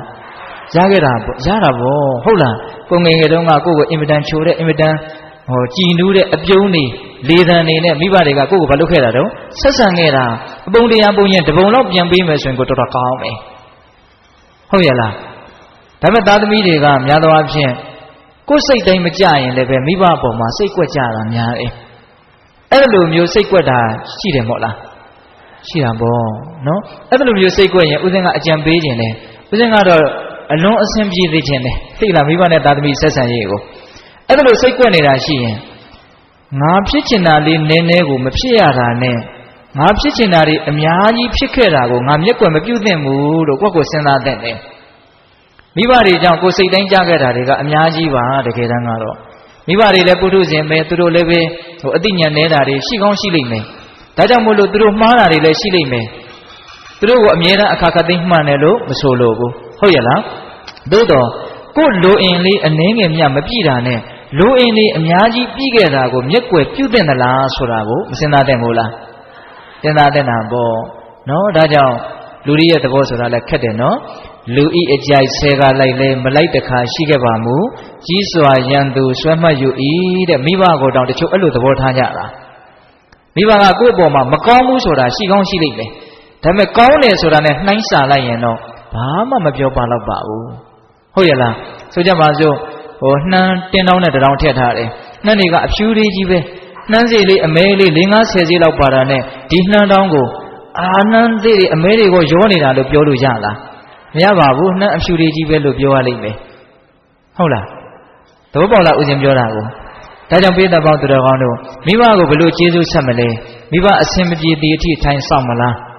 ဒါမှမဟုတ်ကိုယ်အစင်မပြေတာကိုလည်းအစင်လေးတအားပြေသည်အထိထိုင်ဆောင်မလားဖြစ်တယ်မို့လို့ထင်တယ်ဖြစ်နေတဲ့အခြေအနေအခုလောလောဆယ်ကိုပဲတတ်နိုင်တယ်များတုံ့ပြန်ကြဖို့လိုမယ်မိဘတွေအစင်ပြေလည်းပဲအစင်ပြေအဲ့ဒါတို့တို့အစင်ပြေလားကိုယ်စေတနာကိုယ်မေတ္တာကတိတတ်ပဲမလို့တင်မို့လားလို့တင်တာပေါ့ဒကာဓမ္မတို့သူများတွေကကျွေးယူထားတယ်ဆိုရင်တထေးတယောက်စီကကျွေးယူထားတယ်သူတို့အစင်ပြေးနေတာပဲငါပြန်ပေးစရာမလိုဘူးလို့လုပ်လို့ရလားဘာဖြစ်လို့တော့အဲ့ဒါကြတော့ကျွေးကိုမိဘကြတော့အဲ့လိုသဘောထားလားထားဟုတ်ရဲ့လားဒါကြောင့်ပေးသက်ပေါင်းသူတော်ကောင်းတို့ဒီအချက်လေးတွေဒါဦးဇင်းတို့ကစဉ်းစားစေချင်တာနော်ဟုတ်ရဲ့လားပြီးတော့ဦးဇင်းတို့ပြောချင်တာကမိဘရဲ့ကျေးဇူးကိုဆက်ကြတဲ့နေရာမှာအဲ့ဒါလိုပြုစုမှုယူရမှုနဲ့ဆက်ကြတာတွေရှိတယ်နော်အဲ့ဒါလိုနီးနဲ့ဆက်လို့ကတော့ကျေးဇူးဆက်ရမရောက်ဘူးလို့တော့ဆိုလိုတာမဟုတ်ဘူးဒါပေမဲ့အပြည့်အလယ်ဆက်ပြီးပြီလို့တော့ပြောလို့မရဘူးတဲ့အဲ့ဒါဦးဇင်းတို့အင်္ဂုတ္တပါဠိတော်မှာမြတ်စွာဘုရားကမိဘရဲ့ကျေးဇူးကိုအကောင်းဆုံးဆက်ရရောက်အောင်နော်ဘယ်လိုလုပ်မလဲဆိုလို့ရှိရင်အဲ့ဒီနီးကတော့ဒါသာသမီတိုင်းသတိထားရမယ်ပေါ့အဲ့ဒါဘာလဲဆိုတော့ယုံကြည်မှုတရားတရားမရှိတဲ့မိဘကိုယုံကြည်မှုတရားတရားရှိအောင်သာသမီကပြောပြနိုင်ရမယ်ဟုတ်ရဲ့လားအဲ့တော့အကောင်းဆုံးကျေးဇူးဆက်နေနော်ကိုကျင့်တရားသီလပျက်စီးနေတဲ့မိဘကိုကိုကျင့်တရားသီလကောင်းသွားအောင်ပြောပြနိုင်ရမယ်နှမျောဝန်တိုတဲ့မိဘကိုပေးကမ်းစွန့်ကြဲမှုမှာဝါဒနာပွားလာအောင်တိုက်တွန်းပေးနိုင်ရမယ်အဲ့ဒါဒီသာရင်သူ့ရဲ့ဘဝတန်တရားတစ်လျှောက်ပါကိုဟာကောင်းအောင်လုပ်ပေးရမရောက်ဘူးလားရောက်တယ်နော်တတ္တသီလစာကမရှိတဲ့မိဘကိုတတ္တသီလစာကရှိအောင်ဘာလုပ်ပေးရမလို့တိုက်တွန်းပေးရမယ်ပညာမရှိတဲ့မိဘကိုပညာရှိအောင်ကြိုးစားပေးရမယ်အဲ့ဒါဆိုလို့ရှိရင်မိဘကိုကျေးဇူးဆက်ရရောက်ပြီလို့ဘုရားဟောထားတယ်ဟုတ်ရဲ့လားဒါပေမဲ့ဒီနေရာမှာစဉ်းစားတရားတစ်ချက်တော့ရှိတာပေါ့မိဘကကိုယ့်ထက်ဒါနတွေသီလတွေဟုတ်လားတရားတရားတွေပညာတရားတွေကြီးနေတာကိုယ်ကမရှိနိုင်ဘူးလားရှိတယ်အဲ့ဒါဆိုရင်သားသမီးတွေကအဲ့ဒီနည်းနဲ့ကျေးဇူးဆက်လို့ရမလားဒါပေမဲ့တက်နိုင်တယ်များဆွေးနွေးတာမျိုးပါမျိုးပြုရင်တော့ကောင်းတာပေါ့ဟုတ်ရဲ့လားတို့တော့တချို့ကကြံကြံဖန်ဖန်အကက်ကင်ပါဆိုလို့ဦးဇင်ကပြောနေတာဟုတ်လားပစ္စည်းဥစ္စာနဲ့ကိုကကျေးဇူးမဆက်ချင်တာနဲ့ကဲအကောင်းဆုံးကျေးဇူးစံဒီတရားပဲဟောတော့မယ်ဆိုကိုကလည်းမိဘလောက်အဆင့်ရှိချင်မှရှိမှာလေဟုတ်ရဲ့လားဒါပေမဲ့ဒါကတော့မြတ်စွာဘုရားကတကယ်မိဘကယုံညံ့နေတာမျိုးဖြစ်ခဲ့မယ်ဆိုရင်သာသမီကမိဘတဲ့တော်တဲ့အတိဇာတသာသမီမျိုးဖြစ်ခဲ့မယ်ဆိုရင်ဒါလည်းဖြစ်နိုင်တာမျိုးရှိတယ်မို့လားရှိတယ်အဲ့လိုဆိုရင်တိတ်တော်တဲ့သာသမီတွေကမိဘတွေကိုတွဲပြီးတော့ခေါ်ဖို့ဆိုတဲ့အဓိပ္ပာယ်ပေါ့တနည်းအားဖြင့်ဒီဘဝတူတူလေးအတွက်ကျေးဇူးဆက်တာမျိုးမဟုတ်ဘဲနဲ့တန်တရားတစ်လျှောက်လုံးစာအတွက်မိဘကိုအကောင်းဆုံးဖြစ်အောင်လုပ်ပေးတာပေါ့အဲ့တော့တကယ်လို့မိဘကကိုယ့်တည်းသိနေတဲ့တက်နေတယ်ဆိုရင်လည်းပဲမိဘကိုရိတ်တာတွေဝင်ဖြစ်အောင်အလှူဒါနတွေပို့ပြီးတော့ပြုဖြစ်အောင်သာသမီကပံ့ပိုးမယ်ဆိုရင်ကောအဲ့ဒါအကောင်းဆုံးကျေးဇူးဆက်တယ်လို့ပြောလို့မရဘူးလားရတယ်ဟုတ်ရဲ့လားဒါကြောင့်ပိဋကပေါင်းသူတော်ကောင်းတို့မိဘကိုကျေးဇူးဘယ်လိုဆက်မလဲဆိုလို့ရှိရင်မိဘမပြေလေသည့်အထိထိုင်ဆောင်မနေပါနဲ့ကိုပြေလေသည့်အထိလည်းပဲထိုင်ဆောင်မနေပါနဲ့ရှိတဲ့အခြေအနေလေးကနေဖြစ်တယ်လို့လှုပ်ချင်တယ်ဆိုရင်လှုပ်လို့ရပါတယ်အ ਨੇ ဆုံးတော့ချိုးသားတဲ့စကားအေးချမ်းတဲ့မေတ္တာတော့ပေးနိုင်အောင်ကြိုးစားပါ ဟုတ်ရလားအေးပြောချင်တာတွေကအများကြီးဗျဟုတ်ရလားနာယီကြည့်ပြီးတော့ဦးဇင်းတို့ကပြောနေရတယ်ဟုတ်ရလားအေးအဲ့ဒါကတော့ဦးဇင်းတို့ဒါမိဘကိုကျေးဇူးဆက်တဲ့နည်းပေါ့ဟုတ်ရလားအေးမိဘရဲ့ကျေးဇူးတရားကိုသိမြင်နားလည်ပြီးတော့ကျေးဇူးဆက်ကြတဲ့ပုဂ္ဂိုလ်ကျေးဇူးသိကြတဲ့ပုဂ္ဂိုလ်တွေဟာဘလို့အကျိုးကျေးဇူးတွေရနိုင်တယ်လေဆိုတာတော့ဒီအပိုင်းကိုပြောဖို့ရောက်လာပြီနော်အေးမြတ်စွာဘုရားကတော့မိဘကိုကျေးဇူးဆက်တဲ့ပုဂ္ဂိုလ်ပြုစုလုပ်ကြွေးတဲ့ပုဂ္ဂိုလ်ဟာဒီဘဝနဲ့ကိုပဲချမ်းသာမယ်တဲ့တူတူလေးဟောထားတယ်နော်ဒုက္ခမေတ္တယတာလောကိယထောပိတ္တယတာဒုက္ခအမိကိုလှုပ်ကြွေးပြုစုတဲ့ပုဂ္ဂိုလ်အဖကိုပြုစုလှုပ်ကြွေးတဲ့ပုဂ္ဂိုလ်ဒီဘဝနဲ့ကိုချမ်းသာလိမ့်မယ်တဲ့အဲ့ဒါအခုဒီခေတ်မှာမိဘကိုပြုစုလှုပ်ကြွေးလို့ချမ်းသာဒုက္ခနဲ့ပြည့်စုံကြတဲ့လူတွေအများကြီးရှိတယ်လက်တွေ့နော်လက်တွေ့နော်ဟိုဘဝကူးပြီးဒီအထိအကျိုးပေးမဆောင်ဘူးတေထာဓမ္မဝေဒနိယကံအနေနဲ့မိခင်ဖခင်တို့ပုံမှာတိတက်နားနဲ့လိမ်မာတဲ့သာသမီဒီဘဝနဲ့ချမ်းသာတာရှိတယ်ဟုတ်ရလားပြီးတော့ဦးဇင်းတို့ဟိုတရားမင်းဖြစ်စေတတ်တဲ့ကံဆိုပြီးတော့မြတ်စွာဘုရားမဟာလိကိုဟောထားတာရှိတယ်တရားဖြစ်အောင်ကျင့်ရမယ်အကျင့်တရားဟိုမဟာလိမင်းသားကမြတ်စွာဘုရားကိုလာပြီးတော့လျှောက်တယ်ရှင်ဘုရားတဲ့တရားမင်းဆိုတာကိုမြတ်စွာဘုရားမြင်ဘူးလားတဲ့အဲ့ဒါမြတ်စွာဘုရားကမြင်ဘူးတယ်လို့ပြောတော့အရှင်ဘုရားမြင်ဘူးတဲ့တရားမင်းကအတုအယောင်ပဲဖြစ်မယ်ထင်တယ်တဲ့ဘာလို့ဆိုတရားဆိုတာကတာမန်လူတွေမြင်ဖို့သိခဲရင်းတယ်ငါသူကတရားကိုဘုရားရဲ့မြတ်တော်အထင်ကြီးသေးသလားမသိဘူးသိလားအဲ့ဒီမဟာလိဖြစ်နေပုံကအဲ့ဒီမှာမြတ်စွာဘုရားကမဟာလိကိုပြောတယ်တရားမင်းကိုငါမြင်လဲမြင်ဘူးတဲ့တရားဖြစ်အောင်ဘယ်လိုလုပ်ရမယ်ဆိုတာလဲငါကောင်းကောင်းသိတယ်တဲ့တရားအကြောင်းငါအကုန်လုံးသိတယ်အဲ့ဒီမှာတရားဖြစ်အောင်ကျင့်ရမယ်ကျင့်စဉ်ဆိုတာထဲမှာမိခင်ဖခင်ကိုကျွေးမွေးရမယ်ဆိုတာတစ်ချက်ပါတယ်ဟုတ်ရလားဒါဥစဉ်တို့မိဘနဲ့ပတ်သက်ပြီးတော့စုဆောင်းထားတာလေးပေါ့လေပြီးတော့သုဝဏသမ္မဇတ်ထဲမှာမိဘကိုပြုစုလုပ်ကြွေးတဲ့ပုဂ္ဂိုလ်များနတ်တွေကတောင်ဆေးကုတယ်လို့ဓာရိုက်ပါဠိတော်ထဲမှာဟောထားတာရှိတယ်အဲ့ဒါပိဿဘောသူတော်ကောင်းတို့ကိုယ့်ဘဝမှာအခက်အခဲအကျက်တေးတွေဆိုတာတစ်ခါမဟုတ်တစ်ခါတွေ့ရတတ်တယ်နော်ကျမ်းမာရေးအရာအမျိုးမျိုးသောအရေးတွေကြောင့်အရှင်မပြေတာတွေတွေ့လာရင်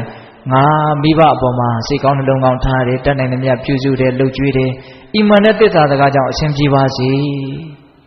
ပြီးတယ်မကောင်းဘူးလားအေးကိုယ့်ဘဝမှာအရှင်ပြေမှုတွေရနိုင်တယ်နော်နတ်တွေကတောင်ဆေးကုတယ်လို့ပြောထားတယ်ဟုတ်ရလားအေးပြီးတော့ဦးဇင်းတို့ဟိုမင်္ဂလာတရားဖြစ်တယ်တဲ့မိဘကိုကျွေးသူပြုစုလုပ်ကြွေးတာဒါကတော့ပိဿတို့အလုံးသိပြီးသားပါအဲ့တော့မင်္ဂလာဆိုတာဘာတုံးဆိုတော့မကောင်းမှုကိုဖယ်ရှားပြီးတော့ကောင်းမှုတွေကိုတိုးပွားလာစေတဲ့သဘောအဲ့ဒါကိုမင်္ဂလာလို့ခေါ်တာမဟုတ်လားအဲ့တော့မိဘကိုပြုစုလုပ်ကြွေးတယ်ဆိုရင်ဦးဇင်းတို့စိတ်ထဲမှာသဘောပေါက်တာကတော့တေချာပေါက်ဒီပုဂ္ဂိုလ်ဟာနောင်တအေးလိမ့်မယ်နောင်တရစရာအကြောင်းမရှိဘူးငါလှုပ်တဲ့လှုပ်ထိုက်တာကိုလှုပ်ခဲ့တယ်ကြည်နူးမှုဝမ်းသာမှုအပြည့်ပေါ့နောက်မိဘနဲ့သားသမီးရဲ့ဆက်ဆံရေးမှာသားသမီးတွေကအမြဲတမ်းမိဘကိုကျေးဇူးရှင်တယောက်အနေနဲ့ချစ်မြတ်နိုးမှုနဲ့ဆက်ဆံမယ်ဆိုရင်မိဘတွေကအထာထက်သာတဲ့မေတ္တာနဲ့သားသမီးကိုပြန်ပြီးတော့မတုံ့ပြန်မိဘူးလားငါသားသမီးလေးလိမ်မာလိုက်တာတော်လိုက်တာသားသမီးကမိဘကို100ဘို့ပေးတယ်ဆိုရင်မိဘက1000ဘို့1000ဘို့လောက်ခံစားတာဟုတ်ရမို့လားပြောချင်တာကဘာတော့ငါပုံမှာပြန်ပြီးတော့တိတတ်တယ်နော်ဆိုတဲ့အသိစိတ်လေးကြောင့်မိဘကသားသမီးကိုပူလို့တောင်ထပ်ပြီးတော့ရှင်းရတယ်မျက်နှိုးရတယ်အဲ့မှာမေတ္တာတွေတပတ်လေသွားတယ်ပေါ့ဒါဥစဉ်တော့ကလောကကြီးကိုမိဘနဲ့သားသမီးဆက်ဆံရေးကိုအဲ့လိုဖြစ်စေချင်တာအခုတပတ်ကတိတ်မလဲကြဘူးသိလားနောက်တခါကြီးမိုင်မြသားသမီးကမိဘအပေါ်မှာပြန်ပြီးတော့တုံ့ပြန်မှုမရှိတော့မိဘတွေကလည်းသားသမီးကိုသိပ်ပြီးတော့ပါတော့အကောင်းမပြောနိုင်ဘူးဒီခေတ်ကလေးတွေကပြောလို့ကိုမကောင်းပါဘူးဆိုပြီးတော့မိဘတွေကလည်းသားသမီးရဲ့အပေါ်မှာမေတ္တာကနည်းနည်းခမ်းတဲ့သဘောမျိုးဖြစ်မလာပြီဘူးလားဒါပုထုဇဉ်သဘောနော်တခါကြီးမိုင်မြတော်တဲ့သားသမီးနဲ့ဆိုးတဲ့သားသမီးတော်တဲ့သားသမီးကိုပို့ချစ်မှာပါပဲတန်ရောစဉ်အရာဆိုးတာလဲကိုသားဆိုးလို့မို့ကိုချစ်ရတာလေးတွေလည်းရှိတော့ရှိတာပေါ့ဒါပေမဲ့ကိုယ့်ပေါ်မှာတိတတ်တဲ့စိတ်နဲ့ကျေးဇူးတရားကိုနားလည်တဲ့စိတ်နဲ့လိမ့်လိမ့်မာမာနေတဲ့သားသမီးတုံ့ပြန်တဲ့သားသမီးအမြဲတမ်းကိုယ့်ပေါ်မှာကောင်းတဲ့သားသမီးကိုမိဘတွေဟာမေတ္တာတွေပို့ပြီးတော့မပေးနိုင်ဘူးလားပေးနိုင်တယ်အဲ့ဒါလို့ဆိုရင်မိဘမေတ္တာကြောင့်သားသမီးမေတ္တာဖြစ်တယ်သားသမီးမေတ္တာကြောင့်မိဘမေတ္တာဖြစ်တယ်အဲ့ဒါလို့စေးစေးကပ်ကပ်နော်စိုးစိုးပြေပြေလေးနေရရင်ဒီမိသားစုตายရစရာမကောင်းဘူးလားအေးဒါကုသိုလ်တွေနော်တခါကြီးမိုင်များကုသိုလ်တွေအဲ့ဒါလို့မဟုတ်ဘဲနဲ့ကိုက ပြန်လေတုံ့ပြန်မှုသိမ့်မရှိဘူး6ကက်ကက်နဲ့ဟုတ်လားမိဘပေါ်မှာမကြည်သလိုလုပ်နေရင်မိဘကဘယ်လိုနေမလို့မချစ်ဘူးတော့မဟုတ်ပါဘူးသို့တော့အဲ့ဒါကြီးကိုမြင်ရတာမိဘတွေရဲ့စိတ်ထဲမှာကြည်နူးမှုရှိမလားမရှိဘူးအဲ့တော့မိဘတွေကလည်းသားသမီးတွေကိုတွေ့တိုင်းတပြစ်တောက်နဲ့ပြောအဲ့မှာသားသမီးနဲ့မိဘရဲ့ဆက်ဆံရေးကဘယ်လိုဖြစ်တော့ဘယ်လိုမှအဆင်မပြေဘူးသားသမီးကလည်းမိဘကိုနားလည်းမပေးဘူးမိဘကလည်းသားသမီးကိုနားလည်းမပေးဘူးဟုတ်ရဲ့လားအဲ့ဒါလိုတယောက်ကိုနားမလည်ဘဲနဲ့ဒီလိုနဲ့မဖြစ်လို့သာအတူတူနေရတယ်နေခြင်းလွန်းလို့ဆိုတဲ့စိတ်ကတိတ်ပြီးတော့မရှိဘူးမကောင်းတော့ဘူးเนาะတကယ်ဒီမိုင်းများဟုတ်ရဲ့လားဒါကြောင့်အဲ့ဒါမျိုးတွေမဖြစ်အောင်မေတ္တာတွေတပတ်လည်သွားအောင်မိဘကျေးဇူးကိုသိမြင်နားလည်ပြီးတော့ချိုးသားတဲ့စကားအေးချမ်းတဲ့မေတ္တာတတ်နိုင်တဲ့မြတ်ပြုစုယူရပြီးတော့ဖေးဖေးမမနေမယ်ဆိုရင်မကောင်းဘူးလားကောင်းတယ်ဒါကျေးဇူးဆက်ခြင်းရဲ့ကျေးဇူးသိခြင်းရဲ့အကျိုးတရားတွေဘယ်သူညင်းနိုင်မလဲမငင်းနိုင်ဘူးဟိုနောက်ဘဝကျမှရမယ့်အကျိုးကျေးဇူးတွေပါတယ်ဦးဇင်းတို့သိမပြောဘူးနော်တခါကြီးမိုင်းများဟုတ်ရဲ့လားအေးဒီဘဝတင်ကိုပဲအေးအေးချမ်းချမ်းမရှိပေဘူးလားရှိမယ်ဒါကြောင့်မိဘရဲ့ကျေးဇူးကိုသိမြင်နားလည်ပြီးတော့ဟောအ ਨੇ ဆုံးကျေးဇူးသိတယ်ဆိုတဲ့စိတ်ဟာအင်မတန်ချမ်းသာတဲ့နူးညံ့တဲ့စိတ်တစ်မျိုးနော်ငါပေါ်မှာသူတော်တော်ကောင်းတာပဲဒါလေးစဉ်းစားမိတာနဲ့ဘာမှမတုံ့ပြန်နဲ့အောင်တေချာပေါက်ကိုယ်စိတ်ထဲမှာကောင်းတဲ့သဘောဖြစ်ကိုဖြစ်တယ်တေးတို့ခံစားလို့ရလားဦးဇင်းပြောတာကိုအေးအဲ့ဒီစိတ်တွေများလာလို့ရှိရင်ငါအမေကိုဘာလို့ပေးရမလဲငါအဖေကိုဘာလို့ပေးရမလဲအဲ့ဒီစိတ်တောက်လျှောက်ဆက်ပြီးတော့မဖြစ်ပေဘူးလားဖြစ်မှာပဲကောင်းတာတွေအများကြီးဆက်ဖြစ်သွားမှာနော်ဒါကြောင့်မိဘရဲ့ကျေးဇူးတရားတွေကိုအများကြီးသိအောင်ကြိုးစားရမယ်ဦးဇင်းတခါတလေစဉ်းစားကြည့်တာကကိုယ်တိုင်မိဘနေရာကိုရောက်နေတာတောင်မိဘရဲ့အကြောင်းကိုမစားနိုင်တဲ့လူတွေကိုဦးဇင်းကတော်တော်ကိုအံ့ဩတယ်သိလားအဲ့ဒီကိစ္စကိုသိလားရှိတယ်နော်တခါကြီးဒီမိုင်းများရှိတယ်ဒါကြောင့်ပိဿပေါင်းသူတော်ကောင်းတို့မိဘကျေးဇူးဆက်သောအဖြစ်ရနိုင်တဲ့အကျိုးကျေးဇူးတွေကိုပြောရင်ကုန်နိုင်ပေါ်ရရှိမလားမရှိဘူးအေးအဲ့ဒါလိုပဲမိဘရဲ့ကျေးဇူးတရားကိုသိမြင်နားလည်မှုမရှိသိမြင်နားလည်မှုမရှိတော့ဆက်ရကောင်းမှမသိချိုသားသားပြောရကောင်းမှမသိနုနုညံ့ညံ့ဆက်ဆံကောင်းမှမသိမိဘတွေကိုတကယ်ကျေးဇူးရှင်တယောက်အနေထားပြီးတော့တန်ဖိုးထားရမှမသိတဲ့သားသမီးတွေကမရှိဘူးလားရှိတယ်အဲ့ဓာတွေဟာအင်မတန်အပြစ်ကြီးတာပဲနော်အင်မတန်အပြစ်ကြီးတယ်ဟိုဗမာစကားပုံလည်းရှိတယ်မဟုတ်လားမိဘမျက်ရည်တစ်စက်သားသမီးဒုက္ခတစ်သက်ဟုတ်ရဲ့လားအေးဒါတွေကတချို့ကလည်းပဲမိဘစိန်ရည်တင့်တယ်လို့ပြောကြတယ်နော်ဦးဇင်းတို့မြတ်စွာဘုရားကတော့စိန်ရည်လို့ဟောထားတာတော့မတွေ့ဘူးမီးလို့ဟောထားတာတော့တွေ့ဘူးတဲ့ပိုတောင်ကြောက်စရာကောင်းတယ်ဗါတဲ့တော့မီးတဲ့မိဘဆိုတာသားသမီးအတွက်မီးပဲကောင်းကောင်းမွန်မွန်မကင်တွယ်တတ်ဘူးဆိုရင်တော့တေချာပေါက်မီးလောင်ခံရတယ်လို့ဆင်းရဲလိမ့်မယ်ဟုတ်ရဲ့လားဦးဇင်းတို့အင်္ဂုတ္တပါဠိတော်မှာအခိတုတ်တံဆိုပြီးတော့ရှိတယ်အတူတူလေးပြောပြမယ်ပုံနာတယောက်ကမီးပူဇော်တယ်အကျွေးတွေအမွေးတွေနဲ့ပေါ့လေအဲ့ဒါမြတ်စွာဘုရားကြွသွားတော့ဟဲ့သူရုပ်မှာရက်ဒီမှာမီးပူဇော်နေတယ်ပေါ့အဲ့ဒါလိုမျိုးပြောတဲ့အခါကျတော့မြတ်စွာဘုရားကသင်ကမီးဆိုတာဘယ်နှမျိုးရှိတယ်လဲသိသလားလို့မေးတယ်အဲ့မှာအံ့ဩတယ်ဒီမှာမီးတောက်နေတာသူဒါပဲသိမှာပေါ့အဲ့တော့မြတ်စွာဘုရားကတခါကြီးမီးဆိုတာလောကမှာ9မျိုးရှိတယ်တဲ့ပယ်ရမယ့်မီးက3မျိုးတဲ့ဂယုစိုက်ရမယ့်မီးက3မျိုးတဲ့နော်ငြိမ့်တဲ့အချိန်ငြိမ့်တောက်တဲ့အချိန်တောက်စေရမယ့်မီးက1မျိုးတဲ့မီး9မျိုးရှိတယ်ပယ်ရမယ့်မီးဆိုတာကယာဂမီးဒေါသမီးမောဟမီးပိတ္တတို့သိရနော်ဆွဲလန်းမှုမကျေနပ်မှုတွေ့ဝေမှိုက်မဲမှုပေါ့အဲ့ဒါကပယ်ရမယ့်မီးအဲ့ဒါတွေကလည်းတတ္တဝါတွေကိုမီးလိုလောင်ကျွမ်းစေတယ်မီးလိုပျက်စီးသွားစေတယ်ဒါကြောင့်သူတို့ကတော့ဖယ်ရှားပြရမယ့်မီးငြိမ့်သက်ပြရမယ့်မီးပေါ့ဂယုစိုက်ရမယ့်မီးကလည်း3မျိုးရှိတယ်တဲ့အဲ့ဒါကဘာလဲဆိုတော့ပထမမီးကမိဘဆိုတဲ့မီးပဲတဲ့မိဘဟာမိဘဟုတ်ရဲ့လားအေးမိဘကိုမယုံမသိပြောမယ်မိဘကိုမလိမ္မစားဆက်ဆံမယ်ဆိုရင်ကိုယ့်ပေါ်တိတ်ကောင်းထားတဲ့လူတစ်ယောက်ကိုဆက်ဆံတဲ့နေရာမှာဂယုစိုက်ရမယ်တာမန်လူတွေပေါ်မှာဆက်ဆံတာနဲ့တူလို့မရဘူးတာမန်လူထားတဲ့မေတ္တာစေတနာမျိုးအဲ့ဒီလူကကိုယ့်ကိုထားတာမျိုးမဟုတ်ဘူးမိဘကကိုယ့်ကိုထားတာကတာမန်လူထားတဲ့စေနာမေတ္တာမျိုးဟုတ်သလားအဲ့တော့တာမန်လူပေါ်မှာဆက်ဆံတဲ့လူမျိုးဆက်ဆံလို့ကတော့ဘယ်လိုနည်းနဲ့မှမရနိုင်ဘူးဒါသဘာဝကြကြစဉ်းစားကြည့်တာနော်ဒါကြောင့်မိဘကိုကောင်းကောင်းမွန်မွန်ကင်တွယ်ရမယ်မဟုတ်ရင်တော့အဲ့ဒါမီးလိုလောင်ခံရလိမ့်မယ်နောက်ပြီးတော့ဂဟပတ္တကီတဲ့အိမ်ရှင်လင်ယောက်ျားမီးနော် ယောက်ျားတွေဟာမိသားစုအပေါ်ဇနီးမယားရဲ့အပေါ်မှာအင်မတန်အကျိုးကျေးဇူးများတယ်